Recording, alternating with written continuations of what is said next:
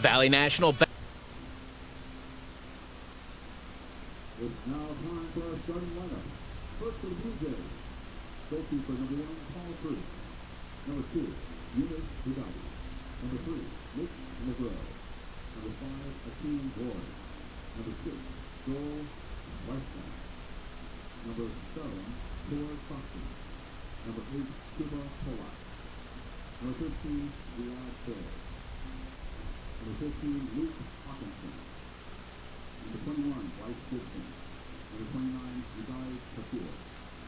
The head coach is And welcome to Tampa, Florida on a Monday night. It's the USF men's soccer team looking for its first win of the season, going up against yet another tough opponent, something that they have been wanting to do all season long and still wanting to find the net.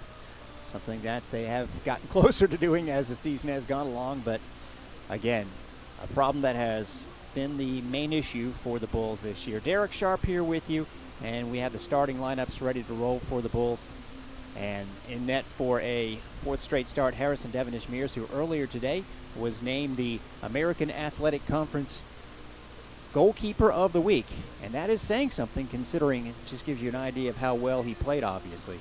Considering that the Bulls lost both games last week and he is your goalkeeper of the week in the conference, means he had a lot of fantastic saves. In fact, the only goal that he gave up last week against Virginia Tech was really an unstoppable shot. He made an incredible save just to begin with, and then the ball couldn't get cleared, and it was a simple tap in for the only Virginia Tech goal in a game that the Bulls had many opportunities to score. In fact, took more than 20 shots in the game.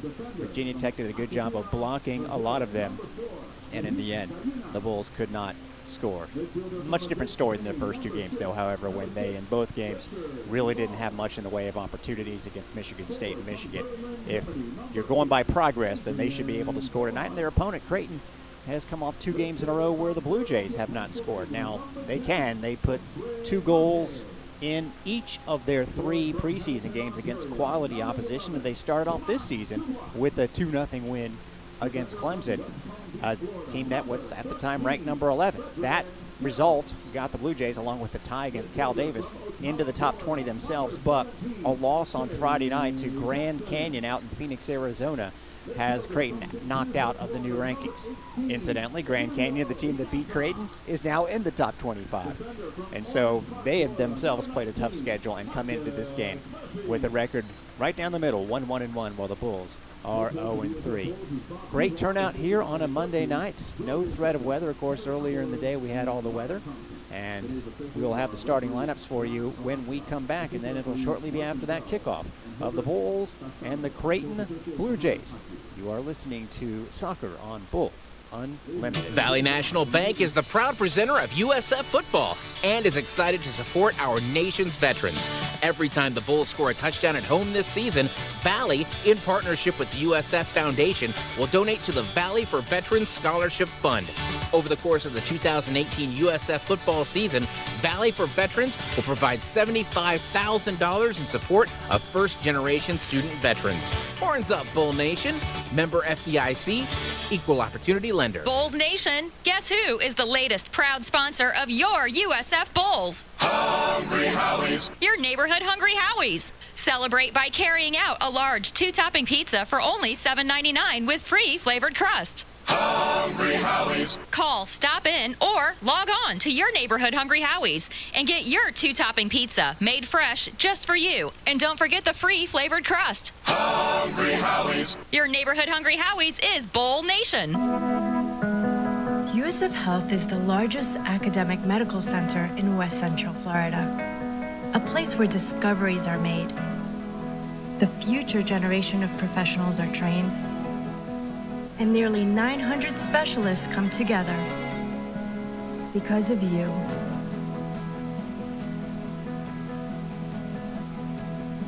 USF Health, making life better. Bulls fans, don't miss one of the big games of the year. USF versus Georgia Tech this Saturday at Raymond James Stadium. Kickoff is at noon. Tickets available at 1-800-GO-BULLS or USFBullsTix.com. First ever meeting between the Bulls and Georgia Tech. Make sure you're there to see all the action and check out Bulls Bay before the game.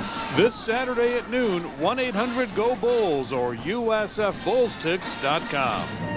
And welcome to Corbett Stadium in Tampa for a Monday night game between the USF men's soccer team and the Creighton Blue Jays. Thank you for tuning in on Bulls Unlimited or checking us out on video on YouTube. Starting lineup for the Bulls, fourth time in a row he gets the start in as many games. Harrison Devonish Mears, again, the named earlier today American Athletic Conference Goalkeeper of the Week, which is really saying something in 2 defeats to be the goalie of the week. That's how outstanding he has been.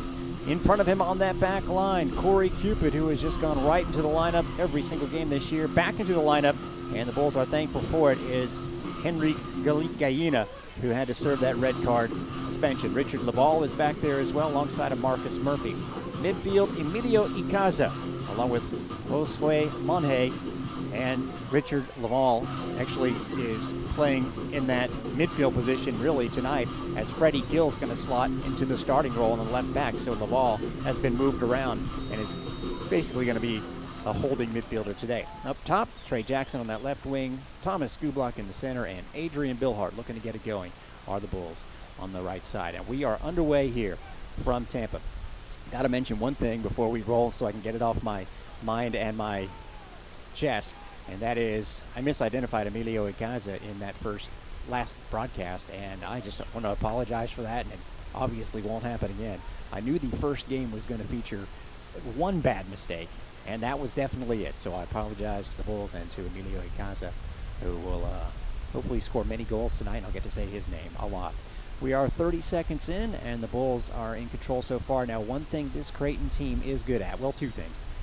They definitely have had an advantage in shots all year long against their opponents, 52-26 for the year. So you can just expect that the Bulls will get outshot in this game.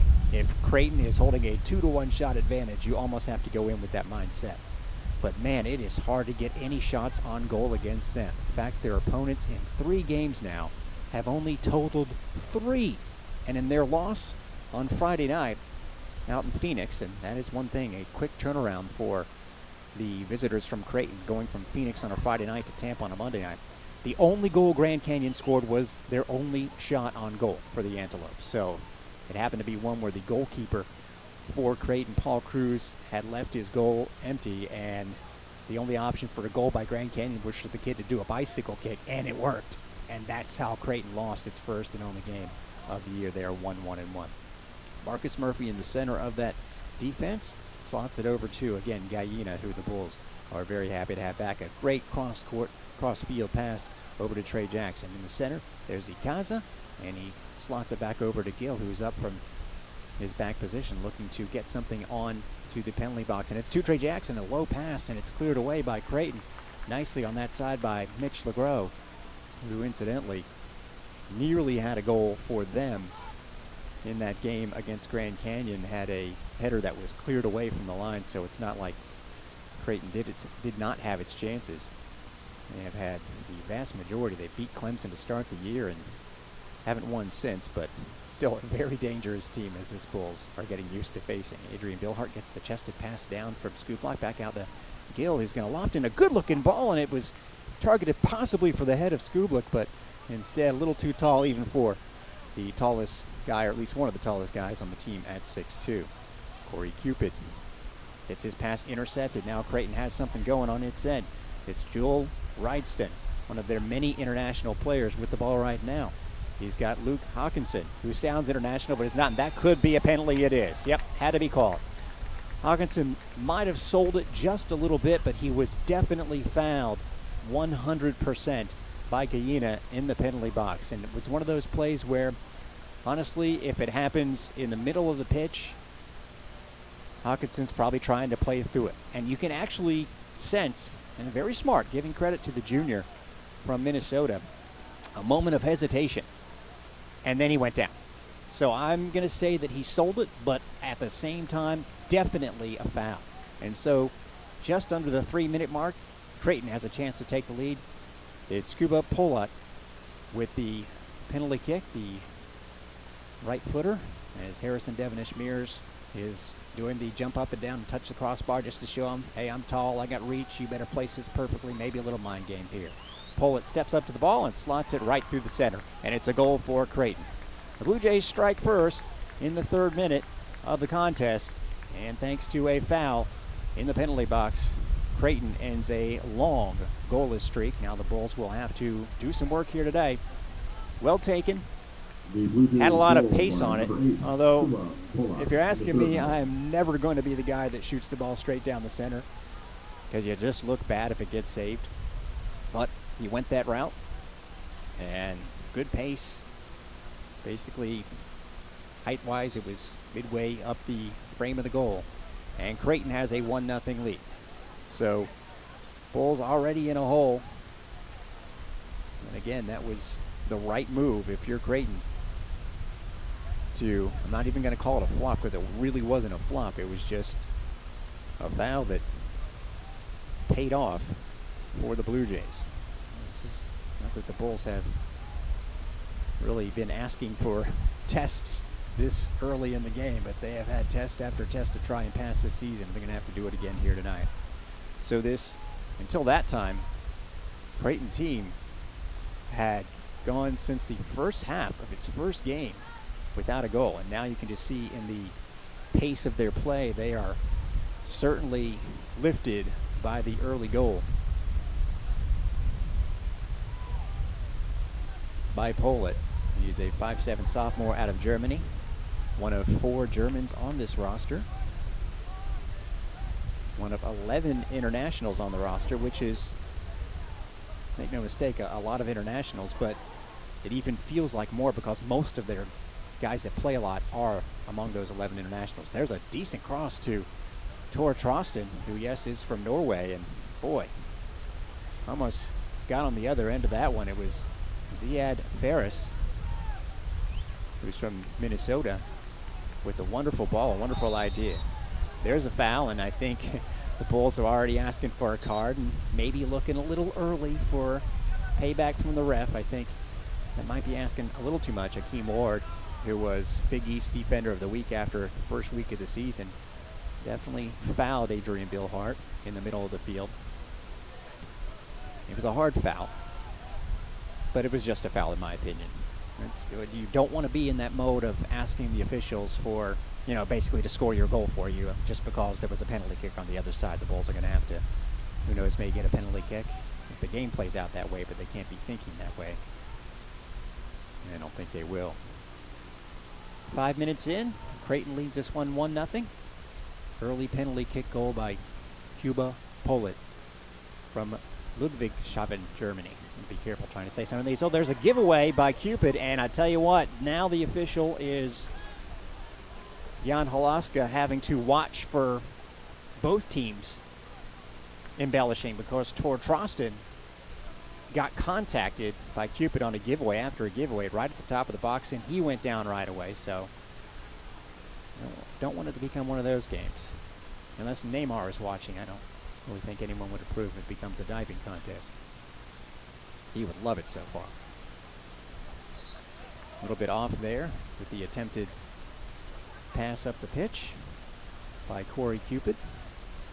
So it'll be a Creighton throw in, but deep in its own end. Cupid, speaking of internationals, sophomore from Trinidad. Bulls get the ball in the middle of the pitch. Gaza, nice slotted pass to Monhe over to the left wing to Trey Jackson. Creighton has 8 defenders back though. The Bulls have 5, so they're waiting for some numbers, and in that spirit, a long pass to Cupid back into the center of the park. Ikaza, the big creator in that Virginia Tech game where the Bulls again had 21 shots. Good pass up the wing by Cupid to Jackson, who loses his defender, looks for a trailer, and Billhart calls for it. It's knocked away by Creighton, though. And good defense there by Mitch LeGros. That's his second big clearance of the day. And I like the fact that what you got to do sometimes is make your presence known to your teammate, and that's exactly what Bill Hart did there. But pass by Jackson was just a little long, or a little off target. Gill, who's been up from defense on that left side, looking to create again and skips into the box, tries a pass, but that one is caught up to by Bryce Gibson, who is getting his first start of the year. Again, this is a Creighton team that not just played 3 nights ago, but played in Phoenix, Arizona 3 nights ago before a crowd of 3,400. Creighton's win against Clemson at home in Omaha drew more than 5,000 people. You know, the enrollment at the school is 8,500, so most of everybody was there along with the fans, obviously. Adrian Billhart on the right side of the penalty box tries to find Ikaza, but it is knocked away by Pollitt, so he doesn't just make penalty kicks. Now that could be a bad foul called against the Bulls. Ikaza studs up, gets Creighton. This is definitely going to be a card, and really if you're the Bulls, you're hoping this is not a red. Joel Rydstrand is in severe agony and anger, and it's a yellow card. And I think the Bulls are pointing at Rydstrand, and the crowd doesn't like it, but that's definitely a foul because his studs were up. And I know that the Bulls are angry right now at the officiating because a couple of the players are pointing, back towards their own penalty box like you called it down there. But this was a different story. This is one that I think the Bulls should just count their blessings and move on. It was absolutely, in my opinion, a foul. So in the 8th minute, into the books. Got to be very careful. Is Emilio Ikaza. Like the aggressive play after losing the ball in the center of the park, but definitely caught the player. I think another thing that the Bulls were not happy about, and now Ikaza is actually speaking with the official, and they seem to have come to an understanding, so that's good. Jan Halaska and Emilio Ikaza, you do like to see that. Instead of the, walking away and sort of being petulant, that was a different story there, so that's a good sign. Either way, it is definitely a yellow card. And Ikaza has to sort of be careful the next time there is such a challenge. Here's Laval.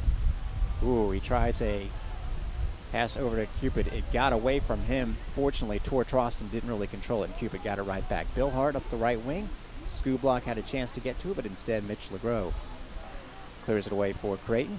Back to his goalkeeper, Paul Cruz, who kicks it waywardly out of bounds. It'll be a Bulls throw in the 9th minute.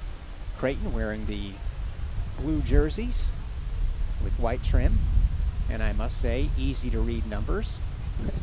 So far, the 2 games that I've called, the opponents didn't exactly have that going on, especially Detroit Mercy's women's soccer team. It was just not it's a good color scheme, but for whatever reason, the blue on the red wasn't happening for me. Another foul called on the Bulls. There have been several in this game against them. Several games in the conference taking place tonight.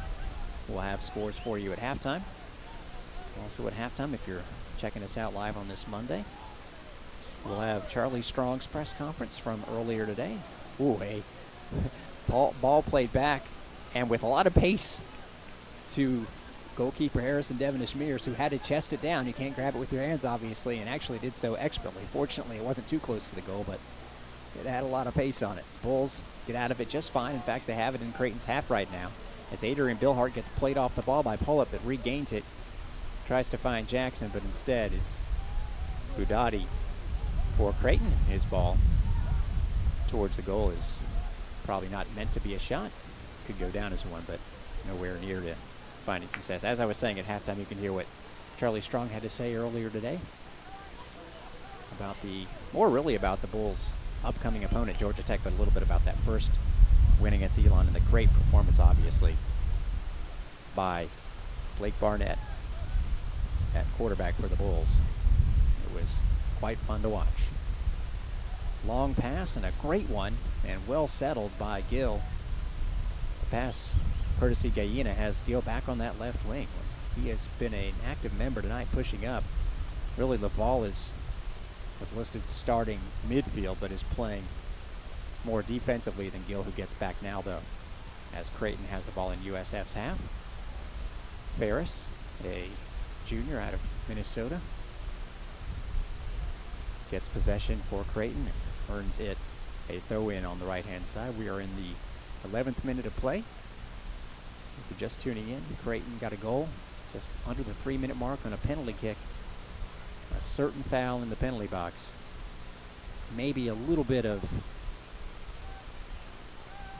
I'm not going to call it flop, but knowledge of the situation by Creighton, knowing that it took place inside the penalty box, and maybe if you were 5 yards away and in on goal, you would try and keep going if you were that player, but instead took the maneuver that has Creighton on top. Skublik thinks about a switch the field pass, instead a short one to Gill, then gets over to Trey Jackson on the left wing where he resides mostly. Drops it back to Gill. Tries to get Skublik. It's knocked away by Creighton. It'll be a Bulls throw in. 12-minute mark.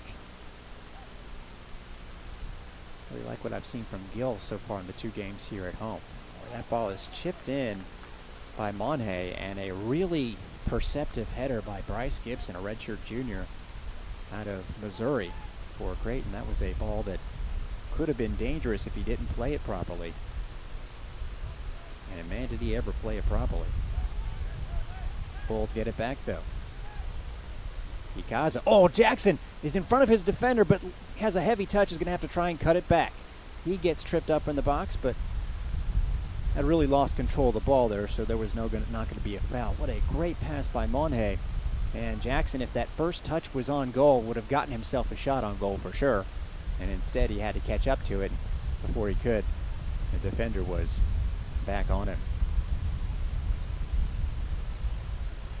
Creighton has the ball right around midfield at Corbett Stadium, this beautiful facility. Wonderful crowd here tonight. Seems like the entire USF women's soccer team is in attendance.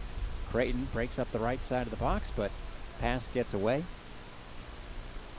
Certainly a good idea there by Rydstrand. He's the man who drew the foul, and he almost created a dangerous situation there. The Blue Jays couldn't quite complete the task. And you got to look at how their season started with that 2-0 win against Clemson at home. Again, 5,500 fans almost there. And their goals were scored by 2 subs. Came into the game in the 36th minute of that one. And they had both the goals within 5 minutes. So you got to think, if you're at that point, coach for Creighton, this is easy. Elmer Bolovich, let's just bring some subs in. The other part of that is they didn't score again in the next 2.5 games, but that changed less than 3 minutes in here tonight as the first, I guess, starter, you should say, got a goal for Creighton all season long. Bulls would love any goal of any kind from starter, bench, doesn't matter. And you know they have the players who could do it. They do have the track record.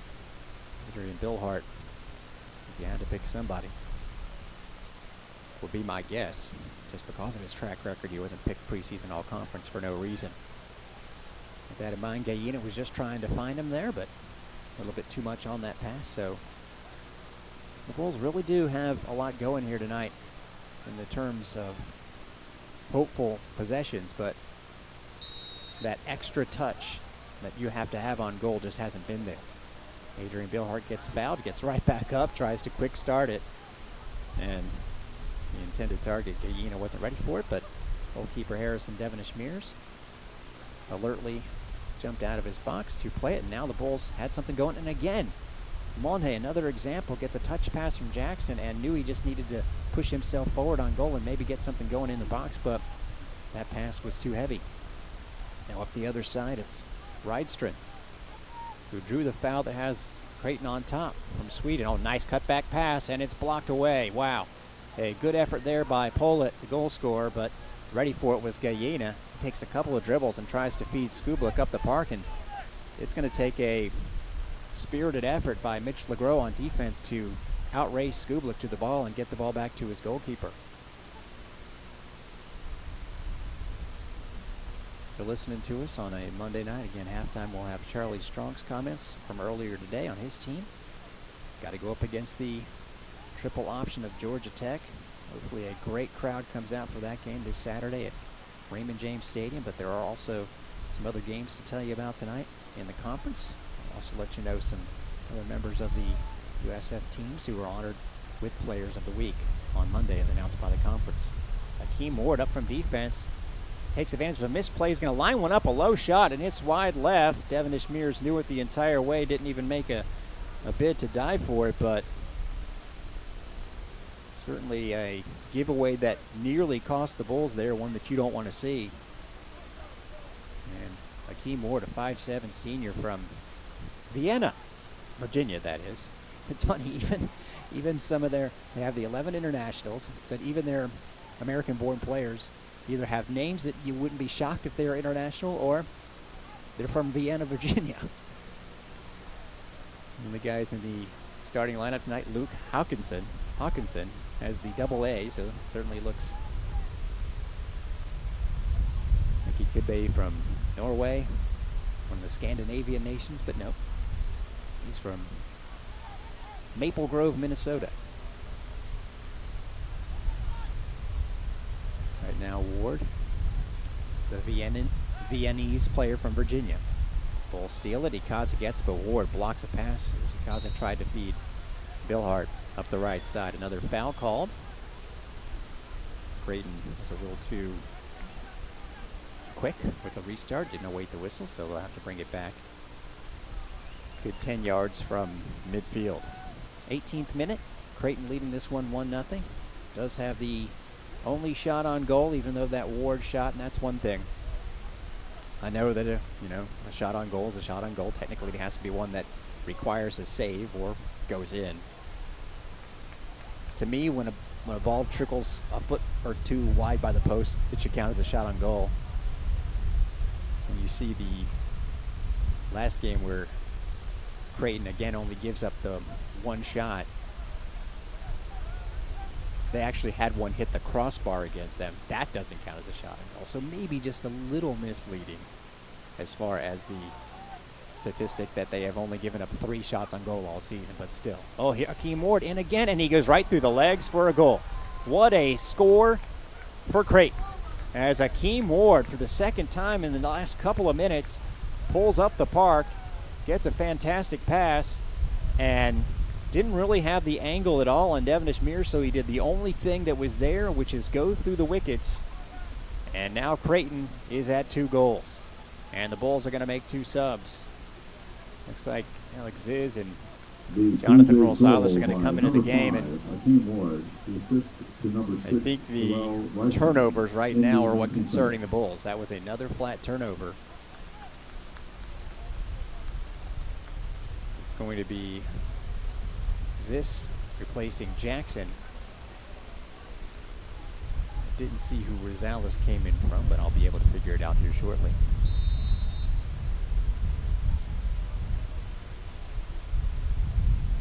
Either way, regardless of who they're in for, Bulls need something here, because for a little bit you could have felt a equalizing goal coming and felt things were just going to be fine, but you don't have that feeling right now. After that, Akeem Ward goal, his first of the season. Rydstrom gets the assist. Creighton looking to add more. Ferris up the park. Looks for Rydstrom, but it's cleared away by Marcus Murphy. So Rosales slots into the back line. Cupid is the man he replaced. Tor Troston on to the left wing as the Blue Jays get into the box. Ward feeds Troston. Let me tell you, Akeem Ward is a big member of the offense right now. And you would think getting a 2-0 lead that Creighton would pack it back, but they've got their left back in the attack. They're feeling extremely confident right now. Looking back there, Bryce Gibson and Mitch LeGros playing defense. Over on the right side of the pitch, you've got Jonas Budati, who's from Belgium. A defensive midfield presence. Udai Tashira, who's You could tell, kind of has the look of a guy who hasn't had a start this year. This is his first start. He hasn't really injected himself into the play that much. He's sort of checking everybody out, making sure everything's in order. Foul called against Creighton as they threaten to get in on goal again. And we just hit 20 minutes in this game, and USF is trailing the Blue Jays 2-0. I'd say these next 25 minutes are pretty critical for the Bulls. Get one back against a team that has only given up one goal all year. Did give up a pair in the preseason in 3 games, but won all 3 of their preseason games, scoring 2 goals in each. So when they score, they go right to 2. A team that defeated Creighton on Friday night in Phoenix. Grand Canyon popped into the rankings this week.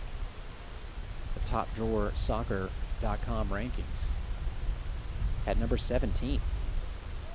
Beat another ranked team. And by the way, the team that beat USF on Friday, Virginia Tech, also landed itself in the rankings. The top drawer soccer, 19th in the country. So the Bulls have played 3 teams that were ranked at the time and or are now. Oh, nice effort there, and just a little bit off target by Skublik. It is saved by Cruz. The pass came in from Zis, the substitute, and it was onto the left leg of Skublik, who unfortunately was moving away from that ball and couldn't get enough on it, but still got it on target. So, if nothing else, a shot on goal, and one that you could see coming, not out of nothing in this game, by the Bulls against Creighton. Something that doesn't happen very often to them this year. It is the 4th shot on goal they've allowed in 4 games, although we're just 21 minutes and 19 seconds into this one.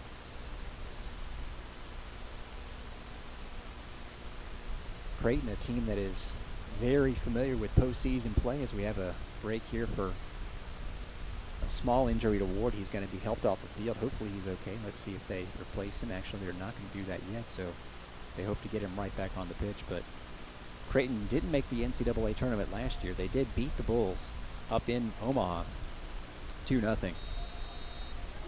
But not only did they make the tournament the 3 previous seasons, they made the Sweet 16, 3 of them, all 3. And that requires 2 or 3 wins, depending. And again, the setup is a little bit unusual as we restart action here. And fortunately, no damage to Akeem Ward. He is right back on the field, so that's good to see. Another foul. And man, you don't want this game to get too chippy if you're the Bulls. You don't want to be thinking about the officiating. This sends Pullett down to the turf, and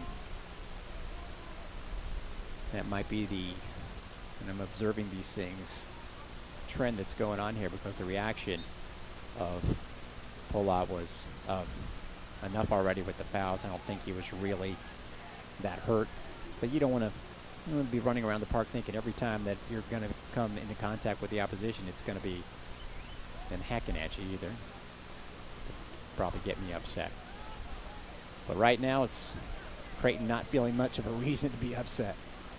Said that a lot of the USF women's soccer team was here, walking right in front of me. Andrea Hochstadter with her Adidas shirt and her glasses. Never seen her wear the glasses.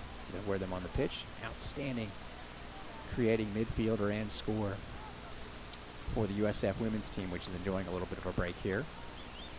They played Thursday, went to 3-1 on the season. And speaking of rankings, TopDrawerSoccer.com announces its rankings each Monday, and there were the Bulls at number 19. Their one loss to Auburn looks a lot more impressive considering what Auburn's done since, which is just rack of victories and goals. Losing to them 2-1 turns out to be a really, really good result. Auburn is ranked actually just 2 spots ahead of the Bulls at number 17. USF trying to get some possession here, but Creighton doing a good job of playing keep away while not really mounting much. Toward Trosted had a chance there to move it up the pitch and instead played it back. The pass by Ward should have been intercepted by Rosales, but he couldn't control it. So it's a Creighton throw as we are just past the midway point of the first half. Bulls going from left to right. Started the season with the black jerseys with the slow flow green numerals. Tonight, wearing the white with the green numbers. Igaza with his orange boots, trying to turn on his defender, but instead has to turn it back as the Bulls look to rebuild something here. Murphy gets it to midfield to Laval. Nice pass to Aziz, who tries to slot it through to Skubla. Good idea. But Bryce Gibson, a redshirt junior, again getting his first start of the year, and he's been right in the middle of any squashes by this Blue Jays defense. Now they finally get something going for their part. Ride strength, a long ball, headed nicely out of the box by Rosales for USF.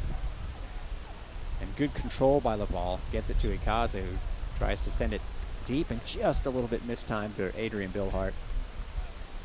Billhart just had the look of, I thought I had a chance. You know, if you're going to go for that ball, you definitely want to make it worth the effort. Do like what I'm seeing here from Emilio Ikaza, sophomore from St. Pete Catholic. See who's coming out here. It's going to be Laval as Felipe Baptista, a freshman from Pembroke Pines, is going to give Laval a seat. Laval, a freshman himself from Madrid. Gets a nice greeting from the Bulls coaching staff. Let him know that he's doing good work out there. Pretty physical kid. Listed at 6'1", 175, but looks a little bit bulkier than that. Was that a slide tackle or a foul? They call it a foul against Hawkinson. As Gallina got dumped to the turf, but pops right back up. Gives it to Rosales, who is in a normal starter, but in relief today. Baptista in the middle. Oh, nice right-footed one-touch pass to Ziz, and there's another pass to Billhart. Something going here. Ward closes down. Billhart tries to get around him. He does. Gets it back to his right foot and loses control. They're going to say that's a corner. Okay. I thought that was off of Billhart perhaps, and so did the Blue Jays, but it's going to result in a corner for the Bulls. So right off the bench, Baptista with a instinct pass on the Bulls side, or the Blue Jays side of that semicircle or circle in the field, and really that got the rush on for USF. Now it's this from the right side to take the corner kick. There it is, and it's short, and oh man, almost turning it on net was Gallina. Great idea there as well, but he didn't quite connect with it, and Mitch LeGros was there to clear it out for the Blue Jays. So that was a situation where the Bulls had everyone set up center of the box on to the far post, and the one player, Gallina, came near post, and that's where the corner kick by Ziz was headed, and Gallina just tried to deflect it in, and it didn't work. Creighton up the other end draws a foul, much to the dismay of the person who the foul was called on, Thomas Skubla.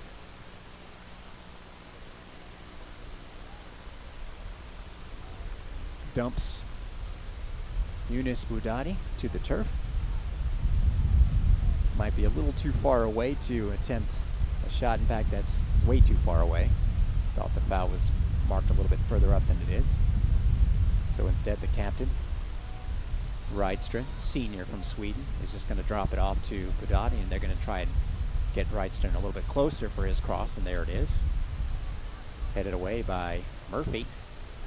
One Blue Jays player decided that he wasn't going to get the ball, so he would just take a fall there, but no dice. Now 3 substitutions as we are 28 minutes into this game, so some fresh legs for Creighton. Pepe Cejudo from Mexico City, a junior. Midfielder, Sven Koenig, a senior from Germany, along with Daniel Espeleta, a freshman from Costa Rica. As I said, a lot of internationals on this team. Koenig, incidentally, 3 goals in the preseason, but obviously none here yet in the regular season. Only 2 coming into the day, and they both came within a 5-minute span in the first half of the first game for the Blue Jays, but man, they've gotten 2 here tonight. Skublik gets the pass from the left wing and tries to climb a defender who didn't like it after the play. no foul was given, and instead it could be a card given. And it is officially getting chippy out here. Without a doubt, Skublik rode the back of the Creighton player, and you got to be careful how you react if you're Akeem Ward, who just got carded. And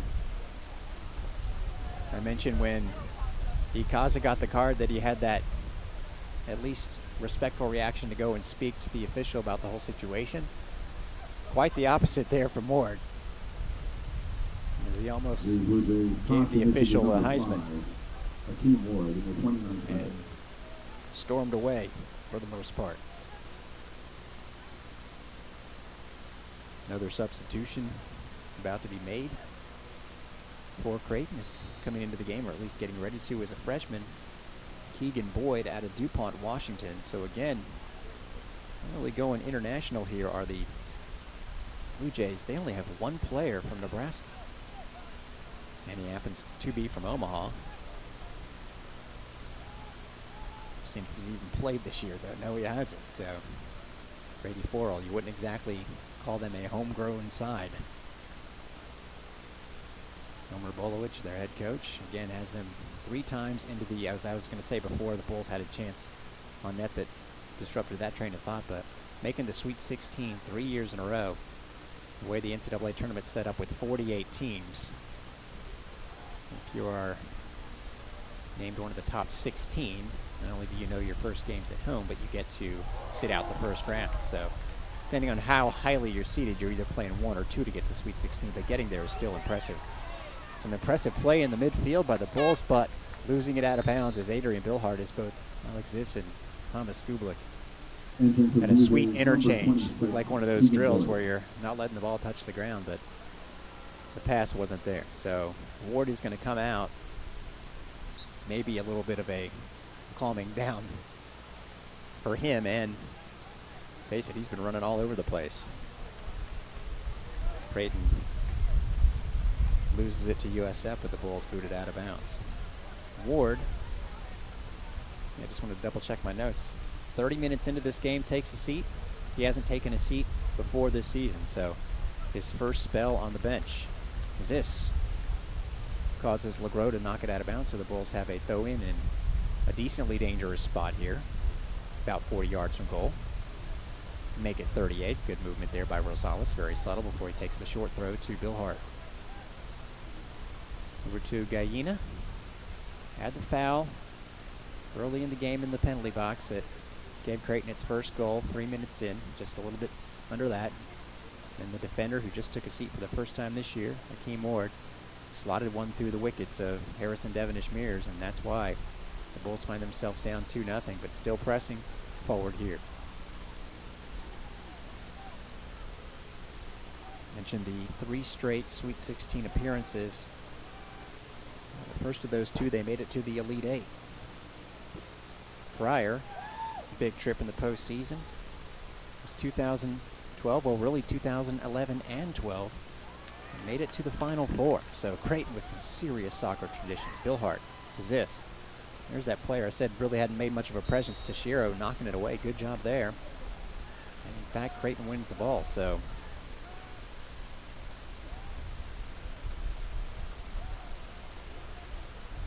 I'm sure that Creighton's defensive stats aren't a fluke.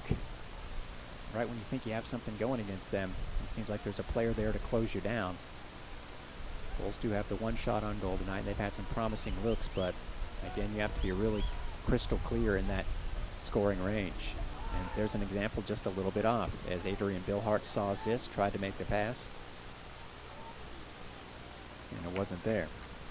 By the way, Yudai Tashiro, who player from Japan before that, before coming to Creighton, was at Tyler Junior College, back-to-back junior college national champions the last 2 years, and he was the only player that started every game for them last season. 5 goals, 8 assists, 7 goals, 3 assists as a freshman. So a much heralded junior college player getting his first start at the D1 level here tonight. Has played in a couple of games, but first start, and he's shown some promise. Guy who's shown some promise for the Bulls. Enrique Gallina tries to play it long for Billhart, and he's ahead of the defender. And let's see if he can get around him. He tries to, but again, that touch was a little too heavy, and Keegan Boyd was beaten, but got some help in the end from Mitch LeGros. So the Bulls certainly not looking outclassed here today. You never know when you see a scoreline if it's a dominant 2-0 or it's a fluke 2-0 or it's a close 2-0. And this is a close 2-0. Pass by Ziss over to Billhart. Alex Ziss has been great since he's gotten into the game. Short ball to Rosales, who gets into the play. He's got a chance here in the box. He's going to try and cut it across, but there's just a staple of a clear. Great job there by LeGros of clamping down. Ball crossed into Skublak, a header. It's on net. Great pass by Billhart.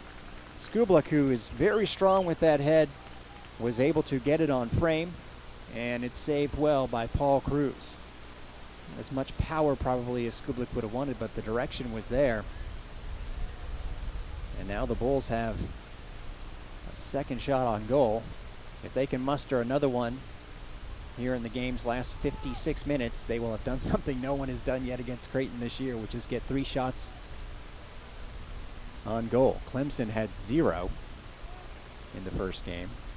Hey, I'm talking about shots on goal now that require saves. In game 2, the zip against Cal Davis. The Aggies had 1 shot, even though they hit the crossbar as well. And then Friday night is when Grand Canyon is 2 shots for Cal Davis, 1 for Grand Canyon, the goal obviously. Oh, there was a shot that could have been a lot more dangerous than it was made. Fortunately for the Bulls, it goes well over the net. Effort by Ziad Ferris, but it was Sven Koenig who set him up. And Ferris put it well over, maybe a sign of being tired, and as if to confirm that, he is checking out of the game right now. So with Ward departing in the 30th minute, he's still on the bench. Creighton is down to 3 players that have played every minute of the season, including their goalkeeper and the other 2 defenders, Budati and LeGros.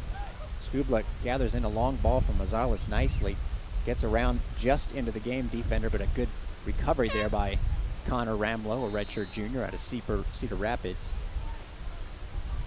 So really the Blue Jays, as you would expect them to, getting a lot of players in this game. Avion Flanagan into the game for the first time here tonight for the Bulls.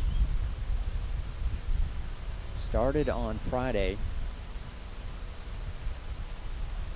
Didn't play as many minutes as he probably would have liked, so he's coming in here with 9 minutes to go in the first half, looking to make an impact, and he comes right onto the left wing. That ball comes over to Ziss, and he beats it down into the ground, and there's the 3rd shot on goal. No one's done that this year to Creighton, so the Bulls have that going for them.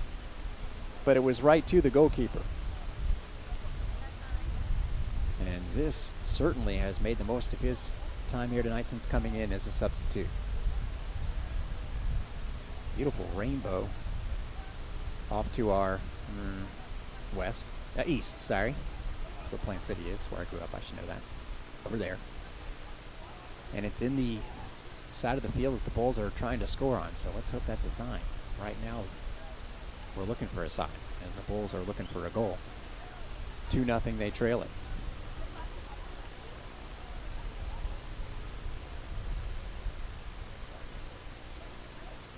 There's Ikaza, who's, speaking of playing a lot of minutes, done so for the Bulls this season. Up to just in the game, Flanagan, and he scoots around with those fresh legs and gets the ball back. A fake, a left-footed attempt, but it's blocked away. Goes right back to Ziss. His shot is blocked, so doing the honors on both was a 6'5". Bryce Gibson, that redshirt junior, really does create a figure that's hard to get the ball around, as the Bulls just found there. But again, they are pressing forward. We'll see if he's got the legs there. Does Rosales? He does. Ball that might have gone out of bounds, might have escaped from him. He touches it to Billhart, who is played off the ball by Keegan Boyd. Creighton looks to counter. Sven Koenig up the middle has a man on the left wing. That is Pollitt. Bill Hart's back on defense to close him down and force a pass to Boyd. In the center to the sub, Koenig.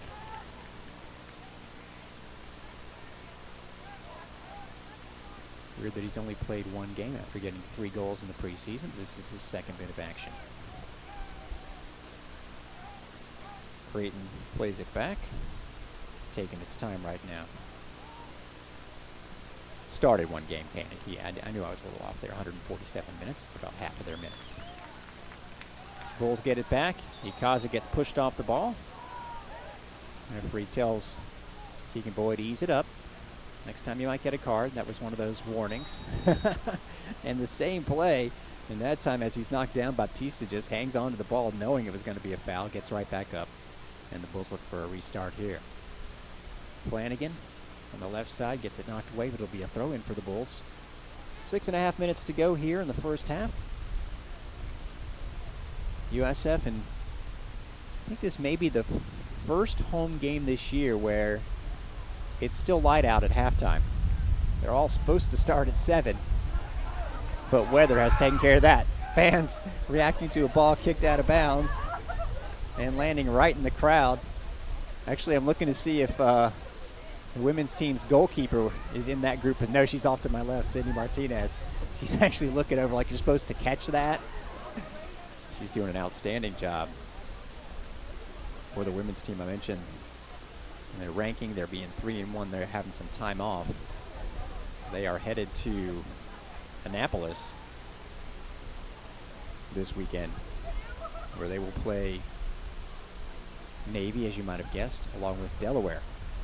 Looking to go to 5-1 on the season. A member of the USF women's team was on the weekly honor roll when it comes to women's soccer, and a member of the volleyball team was one of the players of the week. I'll tell you exactly who they were at halftime. We'll also hear from Charlie Strong, what he had to say today at his weekly press conference. 5 minutes to go in the first half. 2-0 Creighton. Ikaza chests it down, and then a nifty move to get out of danger and create some space for himself over to Rosales. Great work by the kid from St. Pete, Ikaza. Rosales has to play it back, though, and good pressure applied by Koenig, the senior from Germany, for Creighton, and the Bulls have to reset. Baptista sees Billhart on the right side. If he can settle it, something here. Sees a runner, and Rosales is going to feed it into him. Rosales looks to cross it. It gets down on the ground. This has a chance at a shot, and it's blocked away. Boy, that one was targeted for the goal, folks. And I'll tell you who knows that. It's Paul Cruz. It was knocked away by that 6'5" kid, Bryce Gibson. Now, again, that's a tricky one. Will that go as a shot on goal because it wasn't saved? I'm telling you, that was a shot on goal and would have gone in the goal if not for the defender, Bryce Gibson. It was too close in for Cruz to be able to react to. So it all started with that wonderful work from Ikaza. Then Bill Hart sees a running Rosales, and instead of trying to smash one in there, he slotted it back, and a chance and a great one for the Bulls. Another chance here on the corner, and a similar situation. Baptista tries to play it on for a shot, but no one was there this time. So some encouraging signs from the Bulls here for sure, as this shot was blocked. Now Cruz has to come out and punch one away. So that won't go as a shot on goal, but believe me, folks, it works for one. That's why that stat is a little bit iffy. It was applied right, but believe me, that one could have easily been a goal. Speaking of, Creighton on the other side, blocked away, thankfully, as Koenig saw Toshiro, and it was knocked away by the Bulls. Now they look to counter. Skublik, as we get to 3 minutes left in the half, drops it off to Ikaza. A nice cross. He's got Billhart, but he's going to have to settle it. Can he do it? He's got a defender on him. Looks to get to his left foot, and it's knocked away by that defender. Great job by Ramlo. One of the subs just into the game a few minutes ago, certainly settling in now. You have a team like Creighton that has such great defensive stats. You figure they would just beat the same guys, but they're bringing in guys off the bench, and they're playing well. There's a long shot had, and just wide. Man, a nice effort by Daniel Espeleta, a freshman from Costa Rica.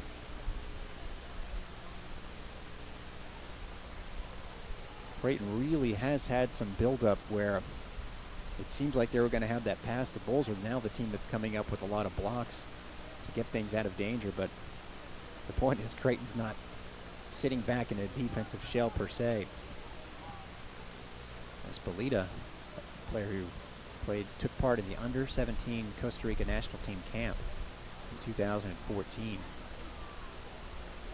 Played for Mercer Island High School in Washington and was selected to the ODP out of Washington in 2014. Skubluk with a steal near the penalty box, but he needs some help and slots it through to Flanagan on the run, but that touch is too heavy. Oh, he still catches up to it and is going to force, a corner kick. It stays in. Looks like it was over the line. Yes, it was.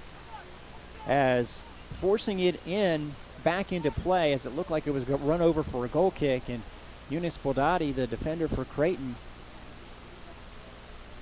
popped it up in the air, and his goalkeeper Cruz tried to keep it from going across the goal line, barely did not.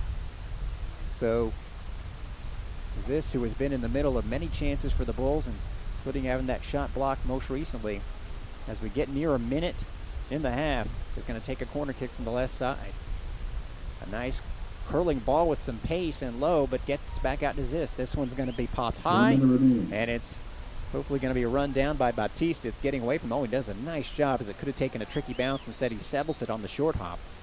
And it goes right to a Creighton player who, you got to stop the clock there. It was a little bit of a unsporting move by Koenig, who knew he had dribbled the ball out of bounds, knew it was a throw, and yet continued to dribble with it. So, clock stops for a second. Good job by the official. Baptista tries to rip one.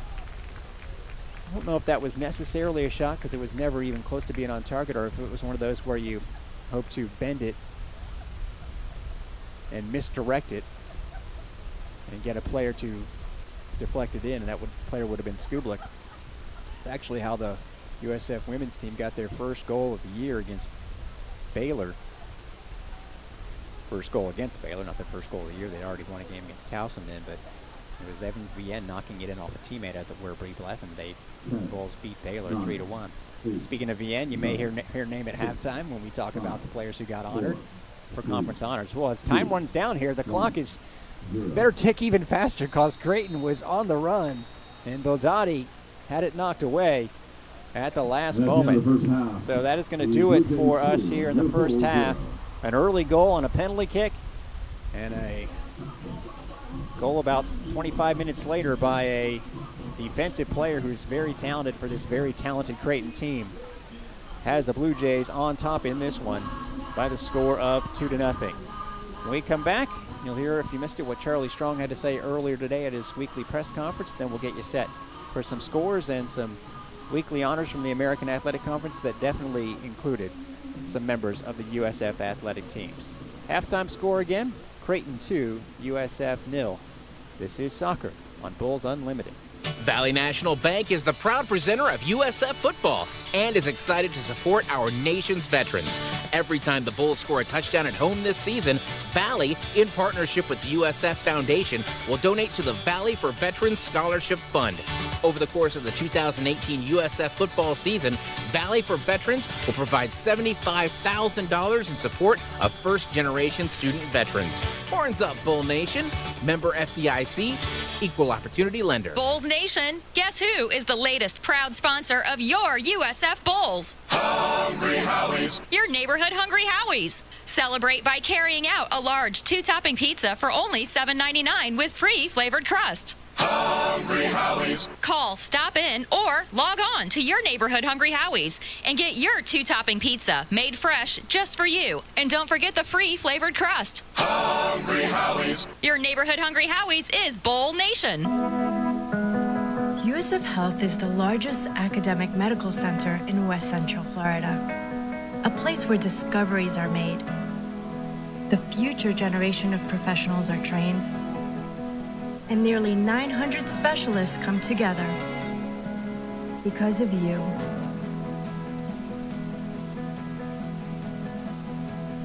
USF Health, making life better. Bulls fans, don't miss one of the big games of the year. USF versus Georgia Tech this Saturday at Raymond James Stadium. Kickoff is at noon. Tickets available at 1-800-GO-BULLS or USFBullsTix.com. First ever meeting between the Bulls and Georgia Tech. Make sure you're there to see all the action and check out Bulls Bay before the game. This Saturday at noon, 1-800-GO-BULLS or USFBullsTix.com. And on that note, head coach Charlie Strong on his weekly press conference earlier today as the Bulls, of course, got the big W against Elon, the fantastic performance by their quarterback Blake Barnett. And they're looking forward next to a team, Georgia Tech, that is actually a small favorite to beat the Bulls, and based on an outstanding running game, which helped them get up to 427 yards, I think, on the ground in their shutout opening victory against Alcorn State. So that's what the Bulls have in front of them. And Coach Strong spoke to the media earlier today. Here are just the answers. So we've got this edited down for you as we are at halftime of USF and Creighton. The Bulls trail at 2-0. Second half will get underway in 10-12 minutes or so. So enjoy Coach Strong. And then remember, right after that, some cool news involving some weekly honorees from the USF athletic teams and a check of the scoreboard tonight in the league when it comes to soccer. Here's Coach Strong. I appreciate you guys bearing with me, and I know I had to make an adjustment there because we tried to get out before the rain came, because if it rains and we can't miss any more practices. So it just felt like we had to get that practice in so that we can get our preparation started for Georgia Tech. You know, putting that game behind us last week, it was really an outstanding win for us to go get the first one. Some really good individual performances. You look at what Blake did, 24, 34, 3 touchdowns, 1 rushing touchdown. And then St. Felix to have the day that he has 7 catches for right around 135 yards. And then even Solomon came on, had 3 big catches, and Wilcox. And I said before the game, I said our offensive line that Mays, Atterbury, and Storm and Norman, they had to play well. And Atterbury and Norman both graded out winners, which is really good for us. And then defensively, came away with 2 interceptions. The thing we got to do on defense is we got to be more sound, just gap control. We allowed them to rush the ball. And with Georgia Tech, look at that film, they're going to feel like they can go up and down the field because that's what they do. But just McGee had an outstanding game. Bentley Sanders to come out and start for the first time, play really well for us. But we just know that, and then you look at us in the kicking game, Vivinato 2 for 2 and then 4 extra points. Even Aussie came out and punted the ball very well. I think he had 2 down within the 10-yard line. But getting ready for this one, this is a big one for us, and we know this. We're going to have to play well. We can't go out there like we did last week, play well for probably 3/4 of the game, and then we go into the 4th quarter and we didn't play well at all. Kind of just going through the motion. When you feel like you got a game won, that's when you put guys away, and we didn't put that team away. But Georgia Tech is an outstanding football team. Thing they do is run the ball. And the quarterback with Marshall, we got to stop him, the fullback. If they can get the quarterback and fullback going in this game, then they're going to feel like they can have some success. A veteran offensive line, the thing we got to do is get off blocks, and it's going to come down just assignment football. Who has the quarterback, who has the dive, who has the pitch. And if we can get all 3 of those things handled, then we got a chance. And what we have to do, we know this offensively. Our possessions are going to be limited because they are ball control offense. And so when we do get the ball on offense, we got to take advantage of the opportunities. We got to try to create turnovers so we can steal us a possession. But we just got to know this offensively, we're not going to get that many opportunities. So take advantage of it when we get it. Really good in the kicking game. They really have good size to get down the field, do a great job of covering on the punt and kickoff, and have a really good return man. So it's going to be a big challenge for us, and we have this week to get prepared and get ready to go play. And just really excited about it. This is a game that, this is a really good game for an early game, for us and for our program right now. Well, in Notre Dame, we played Navy, Army, and Air Force. So we played all 3 of them in 1 year. So, that's when it really goes back to it, because having this be the first time, and you look at it now, the next 4 years we have it. So we have Georgia Tech this year, next year, then we get Navy 2 years after that.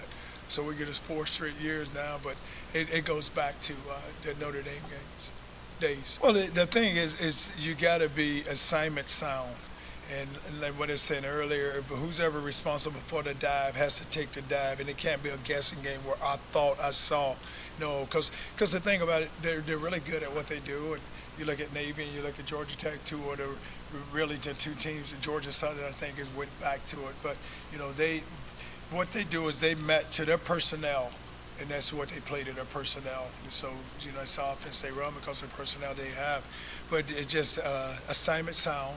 You have to be aggressive, and you, because of what happens is when you play an option team, they want you to kind of play at their pace, and that's what we can't. You lost a lot of seniors last year, so you just didn't know how we were going to respond if we were ever had gotten down. But we battled and had some really good plays there early.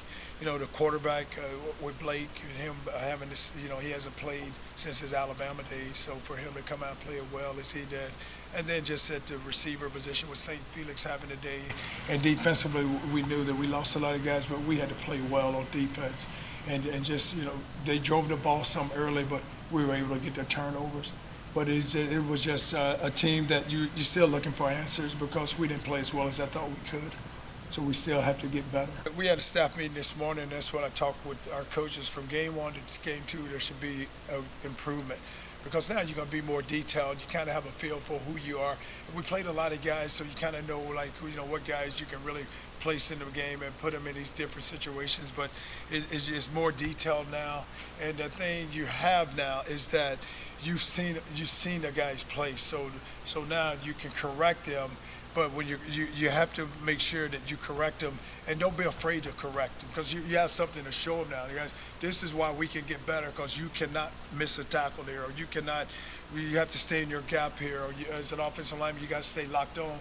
Even with the quarterback, he made some throws and some checks that he missed, but you have something to show them now. Well, defensively, the thing you look at is they're up front. They're a veteran team now. The secondary is young, but they're young, but they're very talented. But up front, they went to a 3-4, so their defensive ends are really good players. So the thing we're going to have to do is be able to protect the quarterback.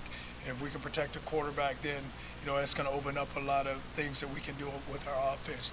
But defensively, they're a solid group that plays very well. Had a shutout against Alcorn State. Well, I told them that we're gonna be on ABC, so we have a chance there. We'll have a national audience. They'll get a chance to watch us play. And I think that sometimes that helps us because, the limited times that you are on TV. So now you get a chance to be on TV. So, and then we get our crowd behind us, and we're at home. So that should be into our favor, where we should go. At least we should go out, be prepared and ready to go play. You look at it, we're a group of 5. We're not Power 5. So then when you get a chance to play a Power 5 team, you have to go play well. And you're right, because what that does is it opens up people's eyes. So now all of a sudden they see, hey, look at them against Georgia Tech. Then you have Illinois coming up next. So you need to play well against the Power 5 teams. And that was Charlie Strong's press conference from earlier today. Also earlier today, the American Athletic Conference announced its weekly honors in the sports of both men's and women's soccer, along with volleyball. We are listening to, of course, a Monday night men's soccer game between USF and Creighton. The visiting Blue Jays lead it by the score of 2-0. But earlier today, great honor for a freshman for the USF volleyball team, which had an unbelievable weekend. C.C. Clausen, a libero who has essentially come right into the starting lineup and hasn't even given any thought to not being in it, as she comes from Texas and is one of those defensive players that you need on your volleyball team. And she had 34 digs and the one loss over the weekend against Duke. But then the Bulls won 2 matches in 5 sets. Texas A&M Corpus Christi, a team which actually took Duke to 5 sets, by the way. And the home team, LSU, that was the big one. That was the last match, came down to the last set, was going to determine whether or not the Bulls had a losing weekend or a winning weekend. Difference between 5-1 and 4-2. And they come home 5-1. She had 34 digs in the first match, 28 in the second, and 30 against LSU. And she obviously is the defensive player of the week. By the way, offensive player of the week, Cincinnati was unbelievable. They are going to give Wichita, last year's runaway dominant first-year member of the conference of volleyball champion, a run along with some other teams. Houston's 8-0. UCF's very good. But Jordan Thompson, she She had an unbelievable weekend. They went out to Fort Collins, Colorado, beat the number 25 ranked team, Colorado State, then TCU in 5, and then FSU. And she was phenomenal. Had 31 kills in the 4 sets against Colorado State. That is a record for the conference as far as kills in a 4-set match. On to women's soccer. It's one of the rare opportunities where I can tell you about a player of the week and be looking right at them. As Evelyn Vienne, sitting about midway up the stands right in front of me here at Corbett Stadium, along with a lot of her teammates from the women's soccer team. She was, as she probably always will be, at least on the weekly honor roll, if not player of the week, for getting the 2 goals and 2 goals against Towson, as well as 1 assist in the only game the Bulls played last week. Goalkeeper of the week, by the way, was Vera Veras from UCF. They also had the defensive player, Emily Tipton, and offensive player was Jessica Lisi, a junior midfielder from Memphis. As far as player of the week in men's action, it was Cal Jennings from UCF, hat trick against Liberty. And then UCF had a big comeback against Virginia Tech on Sunday, down 2-0 in the second half. He had an assist in that one. And the defensive player of the week was Pierre Cayette. And we mentioned earlier the goalie of the week in the league. And you know you have to be an impressive performer to and be goalie of the week in 2 defeats. But man, Harrison Devonish-Mears sure as heck was. A career high 6 saves against Michigan last Monday. And then up the bar with 9 saves against Virginia Tech, and really the only goal he gave up against the Hokies. He had an incredible save right before the goal was scored. So he'll look to keep Creighton off the mark here. I told you I was going to give you some scores, but there's no action going on right now. Actually, they did resume play. Okay, Cincinnati and Wright State was 0-0, 12 minutes in before a lightning delay. And I look down and see, as I'm looking down, that Cincinnati has just given up a goal. This is the men's team to Wright State. So it's 1-0 Raiders over the Bearcats 20 minutes into that game. SMU is playing Denver. And folks, that is some sort of scheduling, because Denver, I want to say, is a top 5 team in the country. That game is just about to get underway as our second half is underway. So if we see, Denver is the number 2 team in the country. Now, the ACC has 6 teams in the top 10, but Denver out of the Summit League squeezes in there. And Memphis, the only women's game in action in the conference tonight, is taking on Samford in Birmingham. Our game just underway in the second half. Goals early on by Creighton on a penalty kick by Pollett, forced by Hakkinen, and that was in the 3rd minute. And in the 19th minute, there was Akeem Ward coming up from defense on an assist from Joel Reiston on a turnover. And the turner over, incidentally, is still not in the game. It was something that Bulls can't do, especially against an opportunistic team like Creighton, which has the ball up the left wing. Starting lineup for the second half out there: Gill, then Murphy and Gallina in the center. It's Rosales who came on in the second half. Philippe Batiste, who had a strong appearance, is in fact still in the midfield. Ikaza in there as well. Flanagan, who again entered with about 9 minutes to go in the first half, is starting, along with Bill Hart up front, and Skublik. And there's Ziss. Alex Ziss, I think, has earned himself a lot more playing time with his appearances the last 2 games. We are a minute and a half into the second half. Some first half stats, by the way. Just hand it to me, or I would have given them to you sooner. 6 shots for each team. Shots on goal: a whopping 3 for the Bulls, and I'm not being facetious, because that's the same amount of shots on goal Creighton had allowed all season long coming into this game total. 3 shots on goal. The Bulls have 3 here tonight. That doesn't even include the effort by Ziss that was blocked away by Creighton defender Bryce Gibson. That turned out to be a huge moment in this game, as Bulls in that last 5 minutes or so of the first half really looked like they were going to put one home. And it would be nice to get that first one, and then maybe the floodgates open.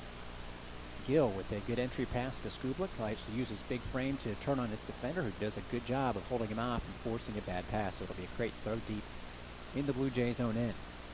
Again, Creighton was ranked number 20 in the country. The Bulls, all 4 of their opponents, have either been ranked or were ranked when they play them, or weren't and are now. And now they play Ohio State next on Friday night, so it is just a brutal schedule. And the Bulls looking to get their first, not just win, but goal. Boy, 3 players smartly there was Luke Halkin. Remember, he's the one who fell in the first half to lead to the penalty kick. And all the Bulls players put their hands up like he's going to fall, and actually he was smart enough not to. Flanagan sends it into Skublik, and it's just a little bit off the mark, but a good effort there by Avion. Bulls maintain possession. So yeah, when he drew that penalty kick, it was an absolute foul, but Hakkinen, I'm telling you, was smart to fall down. It wasn't one of those sure things. Well, there's a nice slotted pass. Can he get to it? Yes, he does. It's this. Ooh, instead of one-timing it, Ikaza drops it off, and it is pounded fairly hard, but right off a Creighton defensive player. That was Rosales coming up and getting the shot, so again, we'll see if that's recorded as a shot on goal, but either way, the Bulls take the shot lead for the game. And if you weren't here for the very beginning, I said you're going to have to accept the fact that the Bulls get outshot in this game. Well, right now, that's not the fact. They are on the right end, but Creighton looks to even back up. Oh, a nice feed in front. It was going to be a tough ball to gather in, but Toshiro almost did it instead. USF gets it back. Batista sets the Bulls on the run. Ikaza up to Flanagan. 2-on-5 right now. Let's see if Ikaza can join in the play. Flanagan cuts it across. There's a chance, and it's knocked away by Creighton. That was another sure-looking goal. Fantastic pass by Flanagan. Skublik was sliding as he should have, and if that ball touches his foot, it is a goal. Instead, Mitch LeGros comes in at the very last moment and intercepts it. Oh, the Bulls hoping for a break now at this point. Flanagan to Gill. There's a good-looking cross, and it gets to the head of Skublik, and he tried to sell the contact there, but not having it. Goal referee Jan Halaska. But back to the play before. An amazing defensive play, not just a good one. An amazing defensive effort by Mitch LeGros, a redshirt senior out of Dallas. As I mean to tell you, you would not have drawn it up any better. Bob Buthorn, the head coach of the Bulls, out there gesticulating as if to say, I mean, it's got to come. It's got to come. And it was a fantastic low pass by Flanagan. And Skublik laying out to slide it in. Would have been a dramatic first goal. I thought he had it, but instead, LeGros had it. That's the way it LeGros. Flanagan, another good ball. Skublik, it bounces over him. He tried to charge in, maybe thought about a short hop header, but instead tried to get it on the bounce, so it didn't work out for the Bulls. But man, Flanagan creating and creating. Once he's gone into this game for Trey Jackson on that left side of the forward line, has been very, very active. Right now, if you are great, you got to feel like you got to pick it up, or you can't just keep going and expect the Bulls not to score the way this game is going. Flanagan, a sophomore out of Baltimore. Devonish Mears gets a little pressure at the last moment by Hakkinen and has to get rid of that ball. Goes to midfield. This plays it back. Settles onto the foot of Gill. Freddie Gill, sophomore from West Palm Beach, plays it to the man, Flanagan. Over to Skublik, who is fouled. Ziss looks to restart it quickly. Midfielder from Canada drops it back to Murphy. Marcus Murphy, another freshman, getting some serious time here for the Bulls. Ikaza. Over to Bill Hart. Two men close in on him. Boy, there's this in the middle of the pitch. Again, a heavy touch, but this one deflects into the penalty box. Hey, if that's what it was going to take, the Bulls, I can assure you, would have taken it, but the goalkeeper, Paul Cruz, saw it a little bit ahead of time, and the Bulls would have preferred. We are 52 minutes into this game. Bulls trail it 2-0. That noted soccer expert Michael Kelly behind me. How you doing? Enjoying some Hungry Howie's Pizza, one of our sponsors here. Like I did at halftime. Thank goodness halftime wasn't longer. Would have put on a few more pounds. Oh, Creighton trying to put a shot on net, and it's knocked away at the last moment, and it's going to go out for a corner kick. Good effort there defensively by Batista. And Devonish Mears knew that it was not in any danger of going in, but also knew that he had to try and run it down, or else it would have been a corner, and it will be taken by Creighton. I want to say it's Creighton's first corner of the game. In fact, the scoreboard shows that. It'll be taken by Udai Toshiro, a junior. Again, he was on the junior college national champion team each of the last 2 years in Tyler, Texas. getting his first start in Division I tonight and doing a good job with that first corner kick. Boy, low strike, blocked by the Bulls defense. Turnabout is fair play as Creighton has been doing some wonderful job in that department here tonight. Alex Ziz tries to feed it up to Adrian Billhart. Goes out of bounds. Would have been a 1-on-3 anyway. As I was mentioning, the Bulls, everyone on their schedule is either now ranked, was ranked when they played them, and they're showing why, unfortunately, for the Bulls' sake, especially that Michigan State team, just doesn't allow goals. They're ranked 13th in the country. This is Top Drawer Soccer's poll. Creighton was ranked 20th until that loss to Grand Canyon the other day. Grand Canyon, by the way, ranked 17th and one of the best nicknames out there. The Jackalopes. Now the Bulls. Avion Flanagan, he's been outstanding since entering the game. Cuts it around, drops it off for Ziz. He's going to think about a shot. Has to dribble around two more defenders. They are just back in numbers, are the Blue Jays. It's going to take someone making a run. Nice pass by Gill. And even though Ikaza got ahead to it, it basically goes straight up in the air. Played deep out by Creighton, but gathered in by Murphy. There's Gill with a good ball to Flanagan. He gets onto it. He's marked well, but moves around the defender. Good bounce back by Ramlo. Flanagan gets across to Ikaza, settles it in the box. Going to try and shoot it across, and it's headed away. Boy, great work by Flanagan and Gill and Ziz. Two of the three did not start this game. The Bulls are getting a lot of impressive performances tonight, but unfortunately that Creighton back line is full of them. Bulls have possession of the ball. Shot count sitting at 7 apiece. Again, Creighton came into this game out-shooting its opponents 2-1, 52-26. And only 3 shots on goal all year long. The Bulls had that many tonight. And that's not including a couple that were blocked by defenders. Those don't count, but you get the idea. It's been one of those feelings tonight that it's going to happen. Got to quit saying it, though, and actually see it happen. We'd love to see it happen. We are at the 55-minute mark. A good ball to Scoop, like he's in alone. Misses out on the header. Flanagan eludes him as well. Creighton, yeah, they did get him for offside. Creighton reacted as though they were certain that that ball was offsides, and the referee's flag, or the linesman flag, just came out. Actually kicking this like it's a goal kick, so I'm not sure that was certain on anyone's part.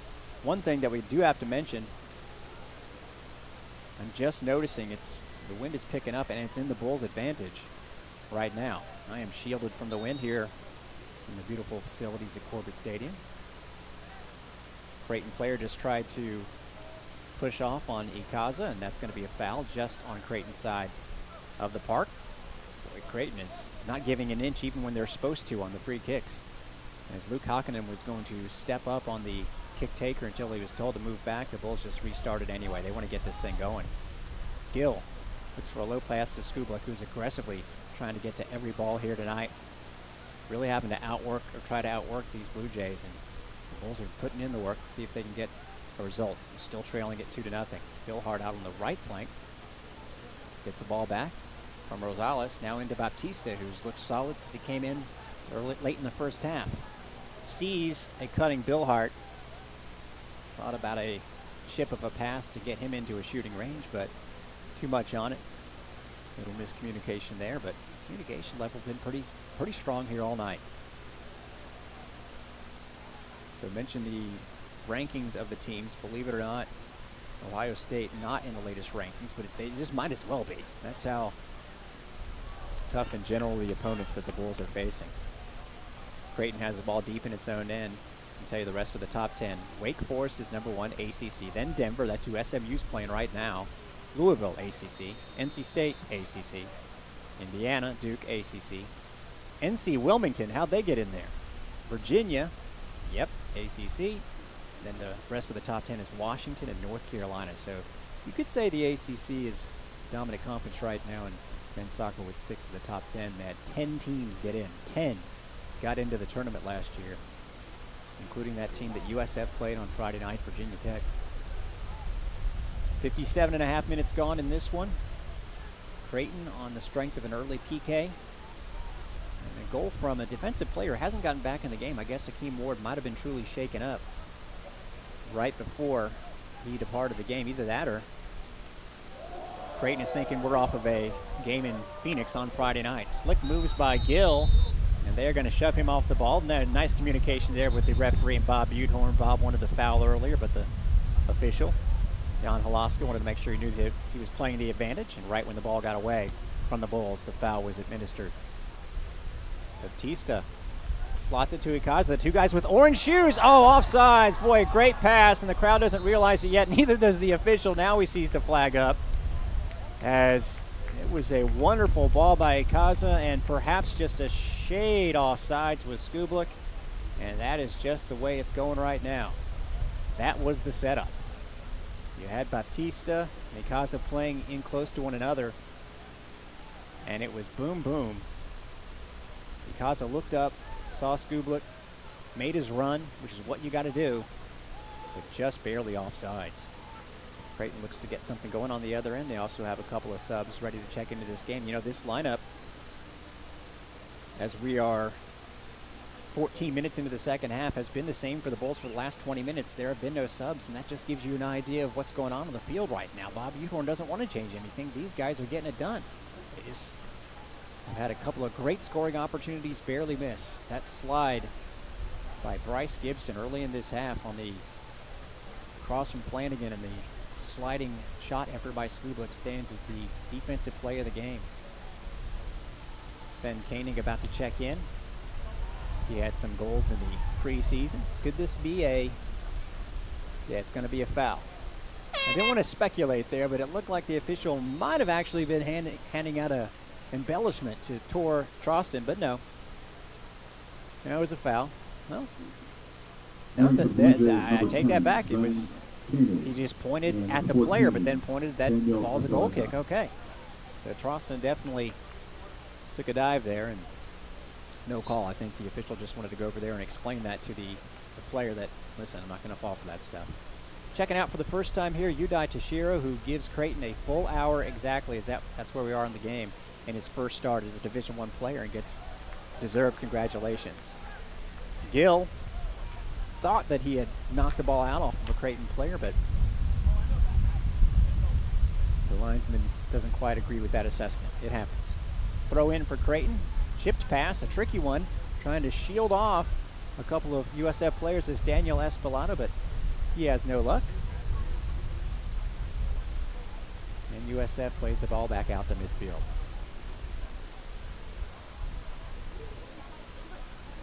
Creighton now with the ball for a few seconds, which really hasn't happened that often in this half. Getting a few passes strung together. Helping out is Hawkinson, but getting pressed into duty by Felipe Baptista, and pressed into passing the ball all the way back to his goalie, Paul Cruz. Good pressure there again by Skublik, forcing a quick clearing attempt. USF player is down. Let's see if Gill can get back up. Oh man, he might have a cramp. This is tricky because Creighton has possession, and Gill is limping out there on the left side of the defense, and they go right over there with Hawkinson. And he is on Gill, so we'll see how he's feeling, and it feels just fine because that pass was a little too heavy, and Devonish Mears is able to grab it. I think that might be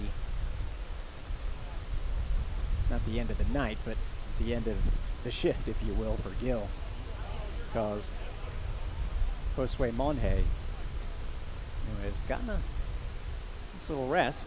I'm sure that's not how he views it. He's about to check back into the game. Where's the 10 jersey for the Bulls? Ikaza, Creighton with some good pressure, forces a tough pass, but Baptista gets it up to Ziz.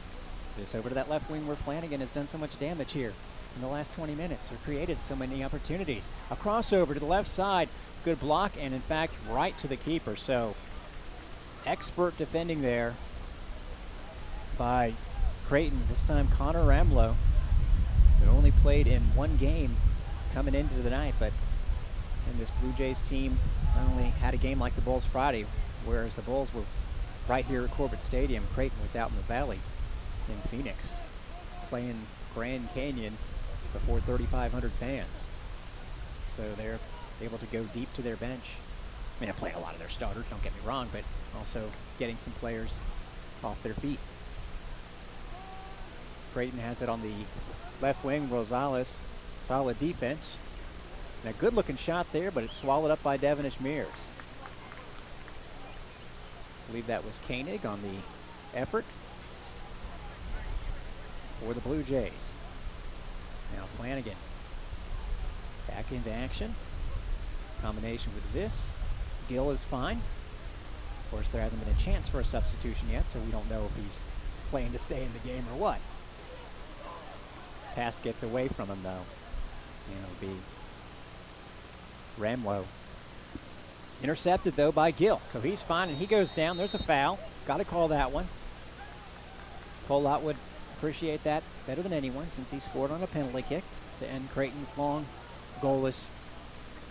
Is it a goalless drought, or is that being redundant? A goalless stretch. It's not a goalless drought if you're goalless the whole time. That's the opposite of a drought. Here it is, goalless. Yeah, and it is going to be Gill going out of the game, and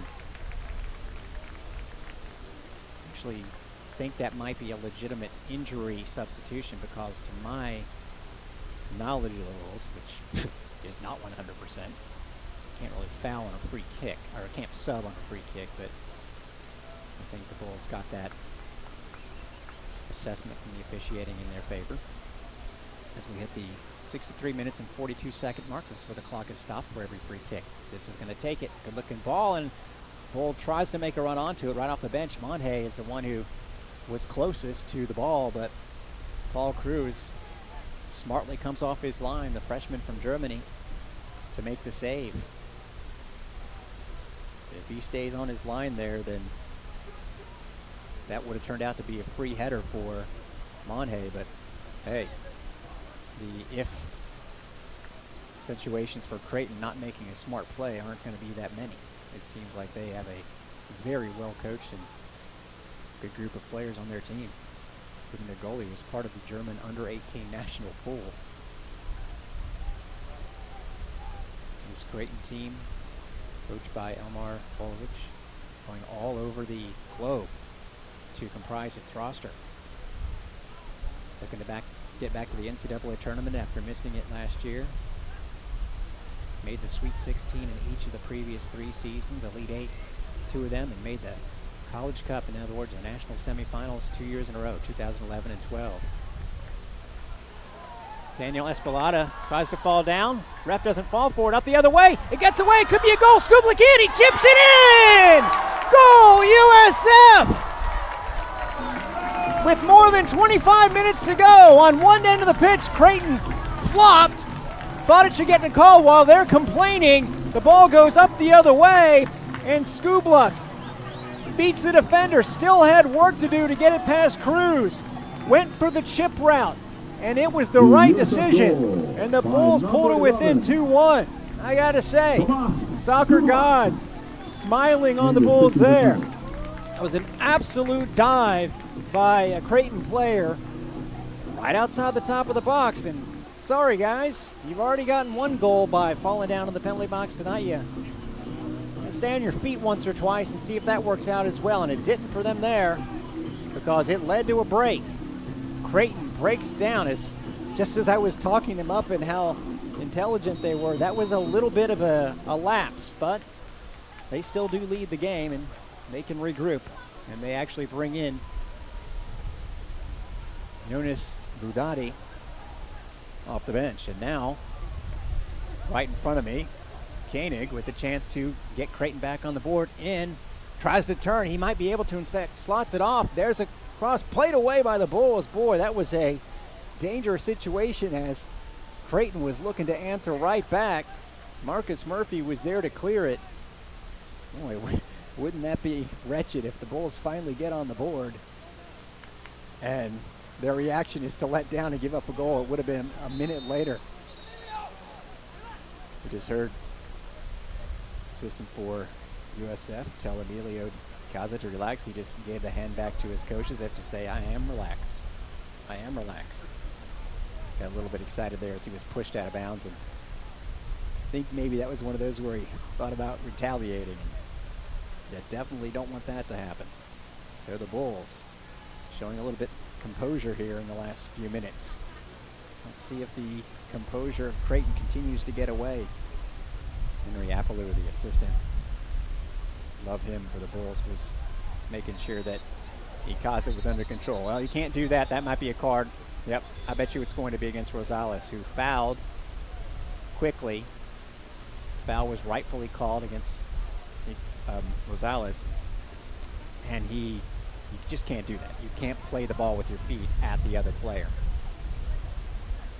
And there may be a card administered here, and frankly, I wouldn't be surprised if there is. And looks like, no, it's just a talking to. All right. Yeah, that's got to stop. You can't have after the whistle stuff like that, either side. And I'll be fair, trust me. I want USF to do well, but I'm not going to mislead you about what's going on. And if the Bulls player is doing something that's a little egregious, I'll let you know. But he looks like he's gotten the message, and the Bulls have the ball. A throw in near midfield. Rosales gives it up. Creighton has numbers here with a chance. The shot, oh, it's in fact sliced across the goal mouth by Ramlow. Creighton gets the ball at the top of the box. Slotted into the center, blocked away by Ikaza. The shot was by Rydstrand. And now the Bulls are the ones blocking shots. They have 10 shots in this game. Trailing at 2-1. With 23 minutes left. Creighton has gone to overtime once this year. Played a scoreless game with Cal Davis last Sunday back in Omaha. So they played 3 games. Bulls have played 3 games. USF 0-3, but no longer goalless, and that's a big deal. Koenig forces a corner kick. Good clearance by Flanagan is Sven Koenig, a senior from Germany. Has been eminently dangerous looking out there. You could stand to reason considering he had 3 goals in the preseason. Just 2 starts last year, his first year at Creighton. He was at Hawaii Pacific University before coming to Omaha. Going from Hawaii to Omaha, not a normal route, but hey, I've heard nothing but good things about Omaha. I'm going to go there someday. There's a cross and a decent looking one. A ball is settled down. This could be a dangerous situation, but dropped off instead. Boy, I thought that Creighton was absolutely going to pull the trigger there, but instead, Connor Ramlow, redshirt junior, who has been pretty darn active, tried to drop it off for a teammate, and no one was there. Creighton still gets the ball on a throw-in around midfield. 21 minutes to go. Now Creighton trying to, if not score another goal, at least slow down the Bulls' momentum here. And as Creighton's defensive line is passing the ball around, Bob Uthorn is yelling at his players to come up and press them, seeing that, yeah, that can't last, and it didn't. So Creighton presses the ball up the field, and it's cleared away by Flanagan. So let's see if I can peep the Blue Jays schedule, what they've got going on. Again, they started off with a win against the number 11 team in the country. Clemson scored 2 goals within 5 minutes. Crowd of more than 5,000, win the game 2-0. Hadn't scored again until in the next 2.5 games until tonight, getting that early goal, but lost, tied Cal Davis and then lost to Grand Canyon 1-0. So from here, interestingly enough, they'll play another conference team. They'll play Memphis. Ball is headed back nicely by a guy who's made some great plays here, Bryce Gibson, 6'5" defender for the Blue Jays. So Memphis, the team that picked to finish last in the American Athletic Conference, but has had some nice results this year so far. And then it looks like it's Big East schedule, starting in a couple of Saturdays. They'll open up against Butler. Bulls will be headed to Columbus, Ohio this weekend. They would love to have a result here to bring up there, as opposed to being 0-4. They got a goal. That's a start. But now Creighton, ever since, seems like it's just on that front foot toward Troston. Had it on the front foot until it was dispossessed. Good job there by Gallina, who has really picked up his play and smoothed things out. Remember, he missed the last game with a red card, picking up 2 yellows in his previous outing, and then got the penalty, the foul for the penalty kick / yellow early in this game, but hasn't been in any danger of collecting another one. This, oh man, saw Skublik, who claps, but it was intercepted well by Budati. Another foul in the midfield by the Bulls. And Budati, along with Mitch LeGros, had that incredible knockaway when it looked like the Bulls were going to score. Those are the 2 players left outside of the goalie, Paul Cruz, who have played the entire year for Creighton. Maybe a cramping situation there. Presenting an opportunity for some water to be administered. Only Skublik's going to take it. Actually, that's a good sign. Means that everyone else is feeling pretty good out there with exactly 19 minutes left to play. Toshiro getting set to check back in for Creighton, it would appear. Team Ward was the other player that came into the night, having played all 290 minutes. Sat out for about 20 in this game, but has re-entered. USF with Monhay back in the game up top with Bill Hart. And of course Skublik, who's been omnipresent in this one and has the goal. This who's been very present since he got in the game. To Ikaza. Flanagan alone on the left wing. Has support with Monhay. Is going to overlap. Let's see what he does. Flanagan's going to cut it across the goal, and it's dropped by Cruz, but no one's there to pick it up. You see the USF coaches motioning to follow it up. You know, with that Virginia Tech goalkeeper, Mr. Swaneveld, making so many great saves Friday night. I was wondering how, you know, you're going to have to score against him, and I saw the highlights of the UCF 2 goals. One was just like that, where it was a far shot, goalkeeper dropped in, the player was right there as it hit the ground. And then the tying goal for UCF was just an absolute 100-mile-an-hour screamer of a shot from 20 yards away that no one on the planet could have touched. There's a Creighton player down, and Henrique Gallina of the Bulls is very concerned. I think that is a sure sign that there was some legitimate contact there. And so prone is the Blue Jays player that I can't identify him, so I certainly don't want to guess. Now everybody is going to take the opportunity to pick up some water here.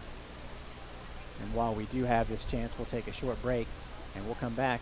There are about 17 minutes left in this one. USF trailing by the score of 2-1, but they have the last goal in this game. We'll be back in just a couple of minutes here on Bulls Unlimited. Bulls Nation, guess who is the latest proud sponsor of your USF Bulls? Hungry Howie's. Your neighborhood Hungry Howie's. Celebrate by carrying out a large 2-topping pizza for only $7.99 with free flavored crust. Hungry Howie's. Call, stop in, or log on to your neighborhood Hungry Howie's and get your 2-topping pizza made fresh just for you. And don't forget the free flavored crust. Hungry Howie's. Your neighborhood Hungry Howie's is Bowl Nation. Valley National Bank is the proud presenter of USF football and is excited to support our nation's veterans. Every time the Bulls score a touchdown at home this season, Valley, in partnership with the USF Foundation, will donate to the Valley for Veterans Scholarship Fund. Over the course of the 2018 USF football season, Valley for Veterans will provide $75,000 in support of first-generation student veterans. Horns up, Bull Nation. Member FDIC, Equal Opportunity Lender. Tor Troston is the player who was hurt, shaken up there for Creighton, and he is very slowly walking across the sideline now. I would be stunned if that's not the end of his night. And we really got a good hand here from USF, and again, the man who had the contact with him, Gallina, wanted to make sure he was okay and kind of stayed with him the whole time while he was getting attended to, and that just tells you that he knows he got a bang. It seems like it might have been a bang on the head. Definitely don't want to speculate, but that's just kind of how the reaction was there. Also checking out of the game is Ramlow, who gave Creighton some good minutes. Looks a little bit tired. Sporting gesture there. It was one of those drop balls that happens after an injury in the middle of the play, but the Bulls allowed Creighton to play it, and then Creighton kicked it back to the USF goalie to get things going. And Flanagan almost gets it going real quick as he got around his defender, but pushed it a little bit too far ahead of Brudati. And if he had just touched it a little softer, he would have been in. So, see the shot count here tonight.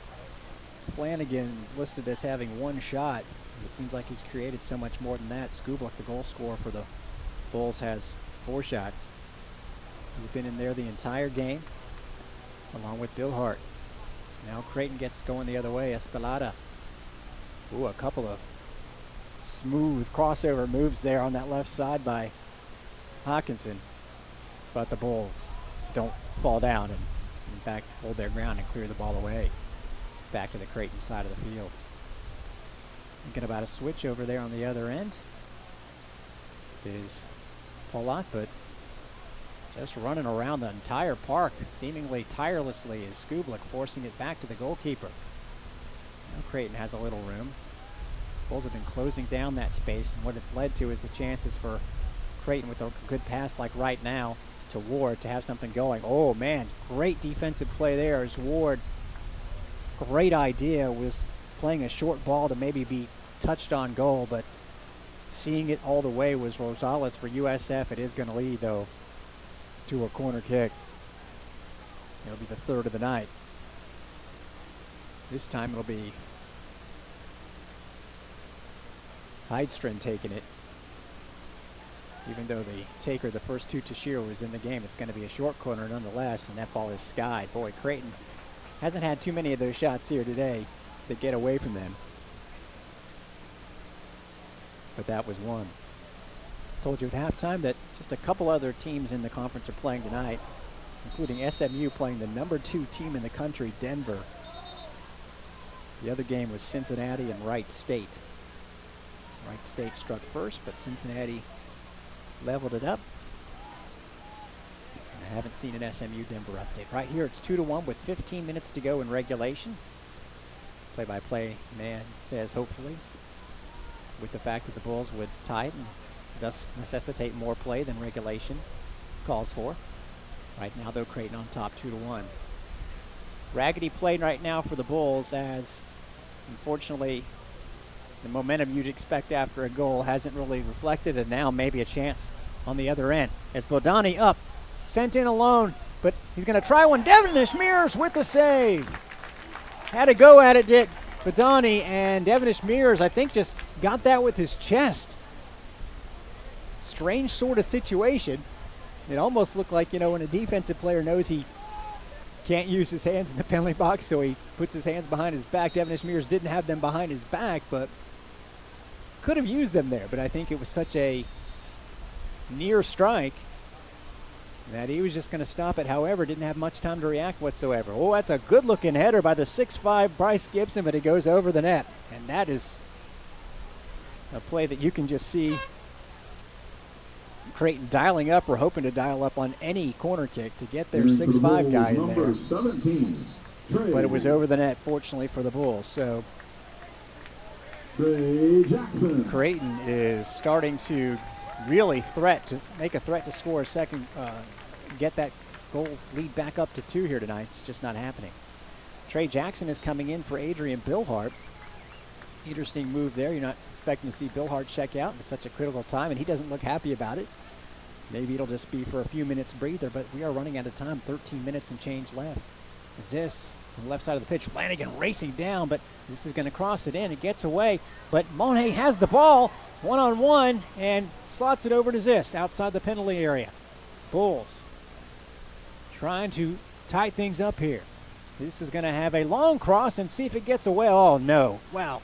Just getting up to head that ball away was Ward.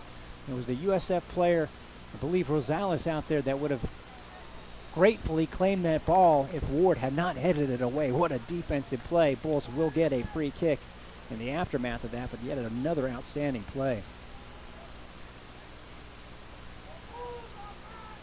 So the Bulls line up a free kick. It is Rosales over there, but it looks like he's going to cede to Ziss.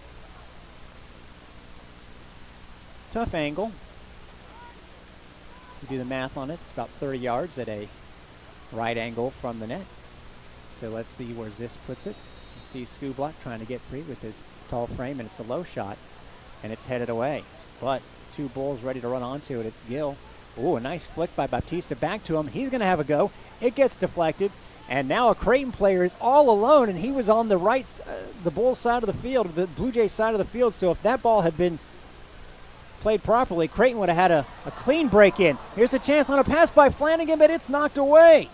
So a lot of action right now. I'm still a little bit amazed that the Blue Jays didn't spot Koenig, because, again, you're not offsides if you're on your own team's side of the pitch, and there was no one ahead of him but the goalie.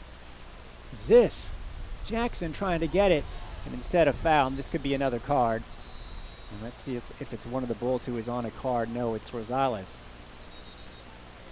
And he's got to be careful, because remember, he's the player who the officials spoke with, and I thought was a little bit fortunate not to get a card earlier for his basically playing a ball at a Creighton player after a foul was called on USF. USF caution issued to number 22, Jonathan Rosales. So that's the bad news. Another caution against the Bulls. The good news is the player who looked hurt is up now. Looking good. Feeling better. Clock is stopped. 78.5 minutes elapsed in this game. Bulls hoping that in the next 11.5 they can find pay dirt again. Thomas Skublock has gotten there for them in this half. Another substitution now for Creighton. Now entering for the Blue Jays. Okay, he's good. George Roston. Boy, I would not have seen that coming. I thought he looked really shaken up, and obviously it's not a head situation, so that's good. He just got maybe the wind knocked out of him. He walks so very slowly off the field, so that's wonderful that he's back out there already. Shows you how valuable a member of the team is, that what with the depth that Creighton has, that you would want to get the Norwegian back out there. First season with Creighton last year. Last 2 years was at an NAI school, Hastings College. They won the national championship in 2016. As we approach 10 minutes left to go in the game, darn good time for the humidity to pick up here in the press box. So I'm having to stand up in certain spots to see what's going on. It's all right, I can handle it. But I couldn't necessarily see what just happened on the far left side of the field, my mistake. But it was a foul called against Creighton, so USF on the restart. Trey Jackson on the right side, sophomore from Ocala. Looks to get around 3 defenders, and instead boots it off hard against one of them so the Bulls can get a long throw. Or a short throw by Rosales to Ziss, who offers help. Tries to get it back to Rosales, and that was just miscommunication as it goes out of bounds. So a possible opportunity for the Bulls there. Turns into nothing. You know, Joey Mitchell is the director of events here, and you might have just heard a voice that was his. He's wanting a certain ball person to get the ball onto the field quicker. You know, the ball people have to help out the home team too. Bulls have it back either way, even if it was 5 seconds after Joey would have liked. Baptista gets hurt, and they're going to play on, even though Baptista is definitely hurt, holding his leg. Flanagan has the ball. The referee has to let the Bulls play out this chance, even though their own player is injured, and it's going to roll out for a goal kick. And now it's Baptista getting tended to. Looks like a cramp, as he is getting his teammate Marcus Murphy's help. Again, we have plenty of soccer for you on Bulls Unlimited this year. Live, something that is new, unprecedented. Now, are we going to get, I'm not going to say this is unprecedented, but this is something that you don't see very often. I guess this was a communication from the fourth official or the linesman that must have seen something off the play. Oh, I love the squeegee. I'm going to be able to see again here soon. And we haven't got an announcement on the card. So I will withhold judgment. I didn't see, usually The Blue Jays caution they issued give it to 15, Luke Hawkinson. Hawkinson. In the 81st minute. Usually the ref walks right up to the player, but that was a long distance caution issued.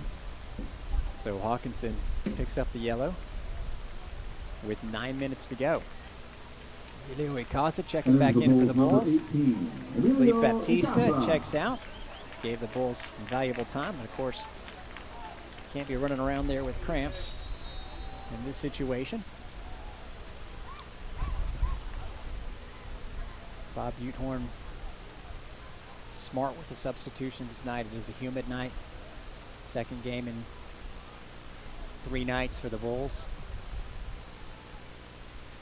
Using a lot of the same players, obviously, but it's kind of tough to expect them all to play full 90 in both games. Jackson tries to find a on-rushing Rosales, but Creighton gets in the way. Bulls get the ball back, and let's see if that goes out for a corner. It does. Beyond Flanagan, man, he has been in the midst of many exciting moments, and this one creates a corner for USF. Teams will be 4 apiece in that category. CU goes over to take it. It will be Ziss. Creighton has every member of its team in the penalty box. Bulls have all but 2 and the goalkeeper. Ziss rifles it. That's a good-looking shot, but it's cleared away by Creighton. You guys have a knack at doing that. That was LeGros, who's been great tonight. Ziss tries to get it across the net. Both looks to keep it in play. Headed back onto danger, and the goalkeeper, Paul Cruz, saw it coming. Now, what's the call there? They're going to give the Bulls a corner kick. That's interesting. I think that the goalkeeper, Cruz, played the ball and then unwittingly carried it out of bounds across the goal line. And now he's being cute. Didn't want to give up the ball that he had walked off the official playing surface with, but the Bulls do get it for a corner kick. This is going to rifle it in. That looks good, but it flies over the box to no one. Oh, effort there by Murphy to run it down, and it's off a Creighton player. Throw in. Great effort by Murphy. I thought that was easily going to roll out of bounds. And Murphy had other ideas. Gill, he's getting a teammate to rub the ball down so he can get something on it here on the throw. Not enough on it. Right to a Creighton player, but it's knocked off another Creighton player, allowing Icaza to head it back to Gahina, who's going to look to switch over to Gill with a slick move, but instead drops it back on the right side of the pitch, and Icaza shifts it over. Rosales clicks it over. Back to Rosales. Here's Jackson. Good looking cross, but headed away by LeGros. Trey Jackson lets it ride out of bounds. 6.5 minutes to go. Bulls have gotten the play picked back up here. Sparked by Ziss and Flanagan. And Icaza, who's just back in the game. They reset. Quickly, though, move it back up the field to Gill. Gill to Skublik, who's near the top of the penalty area. Flanagan makes a run, but it's back to Gill. He's going to look to cross it. That's a good-looking cross, but, oh, Monhay knows that he should have tried to get ahead on that ball. Instead, it goes right to the keeper, Paul Cruz. I think Monhay wanted to dummy it, thought there was somebody in a better spot behind him, and that wasn't to be. Well, maybe a push there by Creighton to help gain possession. No call. In fact, do we get the call? Yeah. A little bit delayed. Yeah, the Creighton coaches are mystified, as I am, by that delayed whistle. So at the beginning of the game, and when I say the beginning of the game, the first 25 minutes or so, it was the Bulls who were a little frustrated. Now that has settled on to the Creighton sideline. But in 5.5 minutes, if the Bulls don't score, I'm sure they'll be fine. Creighton leads at 2-1. 5 minutes and 15 seconds left to go. Harrison Devonish Mears wants to play it up the park, but really at this point you want to try and build possession and keep possession, so he goes short with it. Instead, Icaza loses possession. He might have tugged on the jersey of Koenig, who's just going to dribble it towards the corner. Already Creighton in that mode. I don't know if that's too soon. Gill to Flanagan. Good press by Creighton, and Flanagan manages to, well, it looked like he managed to keep it in, but I think it rolled out. Toshiro was the guy that forced Flanagan to have to try and maneuver quickly, and he couldn't control it in closed space up against the sideline. So now Creighton with Budati. Does he remember how to throw the ball? He looks like he doesn't remember how to throw the ball as the time ticks off the clock. Okay, I think he's starting to remember. And the ref is hip to his tactics. Definitely knowing how to waste time, the Blue Jays. I love the move by the official. And there's a dribble into the corner that leads to a throw-in by Koenig. I'm not saying that the Blue Jays won't take a shot on goal here, but they're looking to shave the seconds whenever they can. That time, Bodati makes the throw-in in a normal amount of time. Polite applause. Oh, a nice chip pass into the box, but it's well played away by Gallina. Boy, giving him a tough go. In fact, they're going to call a foul on Toshiro, who has gotten more aggressive as this game's gone on. It was funny. I just observed at the beginning of the game when he was getting his first start in Division I that he was really being passive. But that has completely changed. A positive sign for the Blue Jays. Not that they needed any more talented players, but they definitely have a lot of talent. Only 3.5 minutes to go. The Bulls against Virginia Tech threatened, immensely threatened to score with just 12 seconds left, but Adrian Billhart had a good shot saved. Probably don't want to take it down to the last few seconds this time, but it would take anything, anytime. Hawkinson gets the ball back. Pushed out well by Ikaza, but now Creighton is just dribbling the ball around the perimeter of the penalty box. Troston drops it off, and now Creighton gets the ball back in the middle of the field. Gibson has to react quickly to a pass that was maybe going to get away from him. And now it's up to Badati. Oh, he gets around a defender. Here's a chance for Creighton. Oh, sent in and well over the net. So Badati with the hustle up from defense and found Koenig in a good shooting position, but he shot it well over. 2.5 minutes left. Ball played into the center of the pitch, knocked away by Creighton. Bulls in danger of falling to 0-4 against all teams that were ranked at one point or weren't ranked when they played them, now are, or were ranked when they played them and are, but you get the point. A really tough schedule. And there's a chance that the Bulls will be 0-4 with 3 one-goal losses against said schedule. The only exception was 2-0 against Michigan in a game where, of course, the Bulls suffered a red card situation late in the first half, and you can be forgiven for giving up a goal and losing by 2 in that situation. This one's not over yet, though. Less than 2 minutes to go. Monhay tries to get around several players. Oh, what a play by Creighton. Bulls wanted a handball, but same difference. They get a long throw, and they can't spend time complaining. They have to hurry up. 1 minute and 35 seconds. Gill wiping the ball off. It is humid out there. He's trying to get something off here. He's taking more time than Creighton did on the throw-in. Obviously not by design. They're just trying to make sure they don't make any mistakes here and throw the ball away. There's Monhay. Well away. Pushed away. Oh, that's a long ball in, and it's headed into danger area, but cleared away from said area. That time by Creighton. It was coming back on defense, Rydstrom. Minute and 10 seconds. Bulls have a throw-in on the right side, the far side of the field. It's going to be Jackson. 1 minute exactly into Ikaza. Slots it off to the right. Ball in, and it's going to be a goal kick. And now 89:08 is when the ball went out of bounds. Let's see when the goal kick is actually taken. And the ref's not going to wait. He's going to stop the clock, which he should. And one of the Creighton players capitulated, like, what are you doing, ref? He knows what's going on. So 7 seconds in the end will have elapsed between the ball going out of bounds and the actual goal kick, but that's thanks to the official. Good boot by Cruz. Ikaza tries to play it and wins it. Great job there, Trey Jackson. Creighton players down. Bulls might have numbers. I don't know why Creighton has 3 players on the other side of the ball right now. They need everybody back. Monhay with 30 seconds left over to Flanagan. Fakes a move. Is going to cross it. And it's in line for Skublik, but headed away greatly by Ward. The Bulls are going to let it roll for a corner kick. A last chance corner kick. 20 seconds left in this one. Bulls have to push everybody forward. There's the ball. And it's a bicycle kick attempt by Ikaza. It's still in range. Flanagan has it. 10 seconds left, and Creighton's going to boot it away. Might as well put it on goal at that point. They knock it away, and that is going to lead to, oh, you don't want to see this at all. There's pushing and shoving in the box. A couple of players went down, and they should just end this game, and the players should just get away.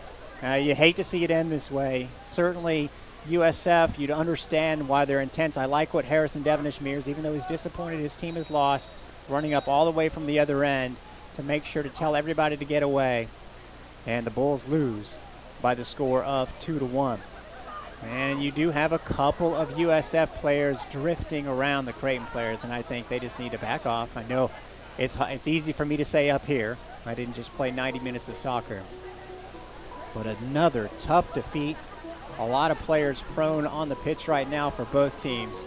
All sides involved put in an outstanding effort in this one.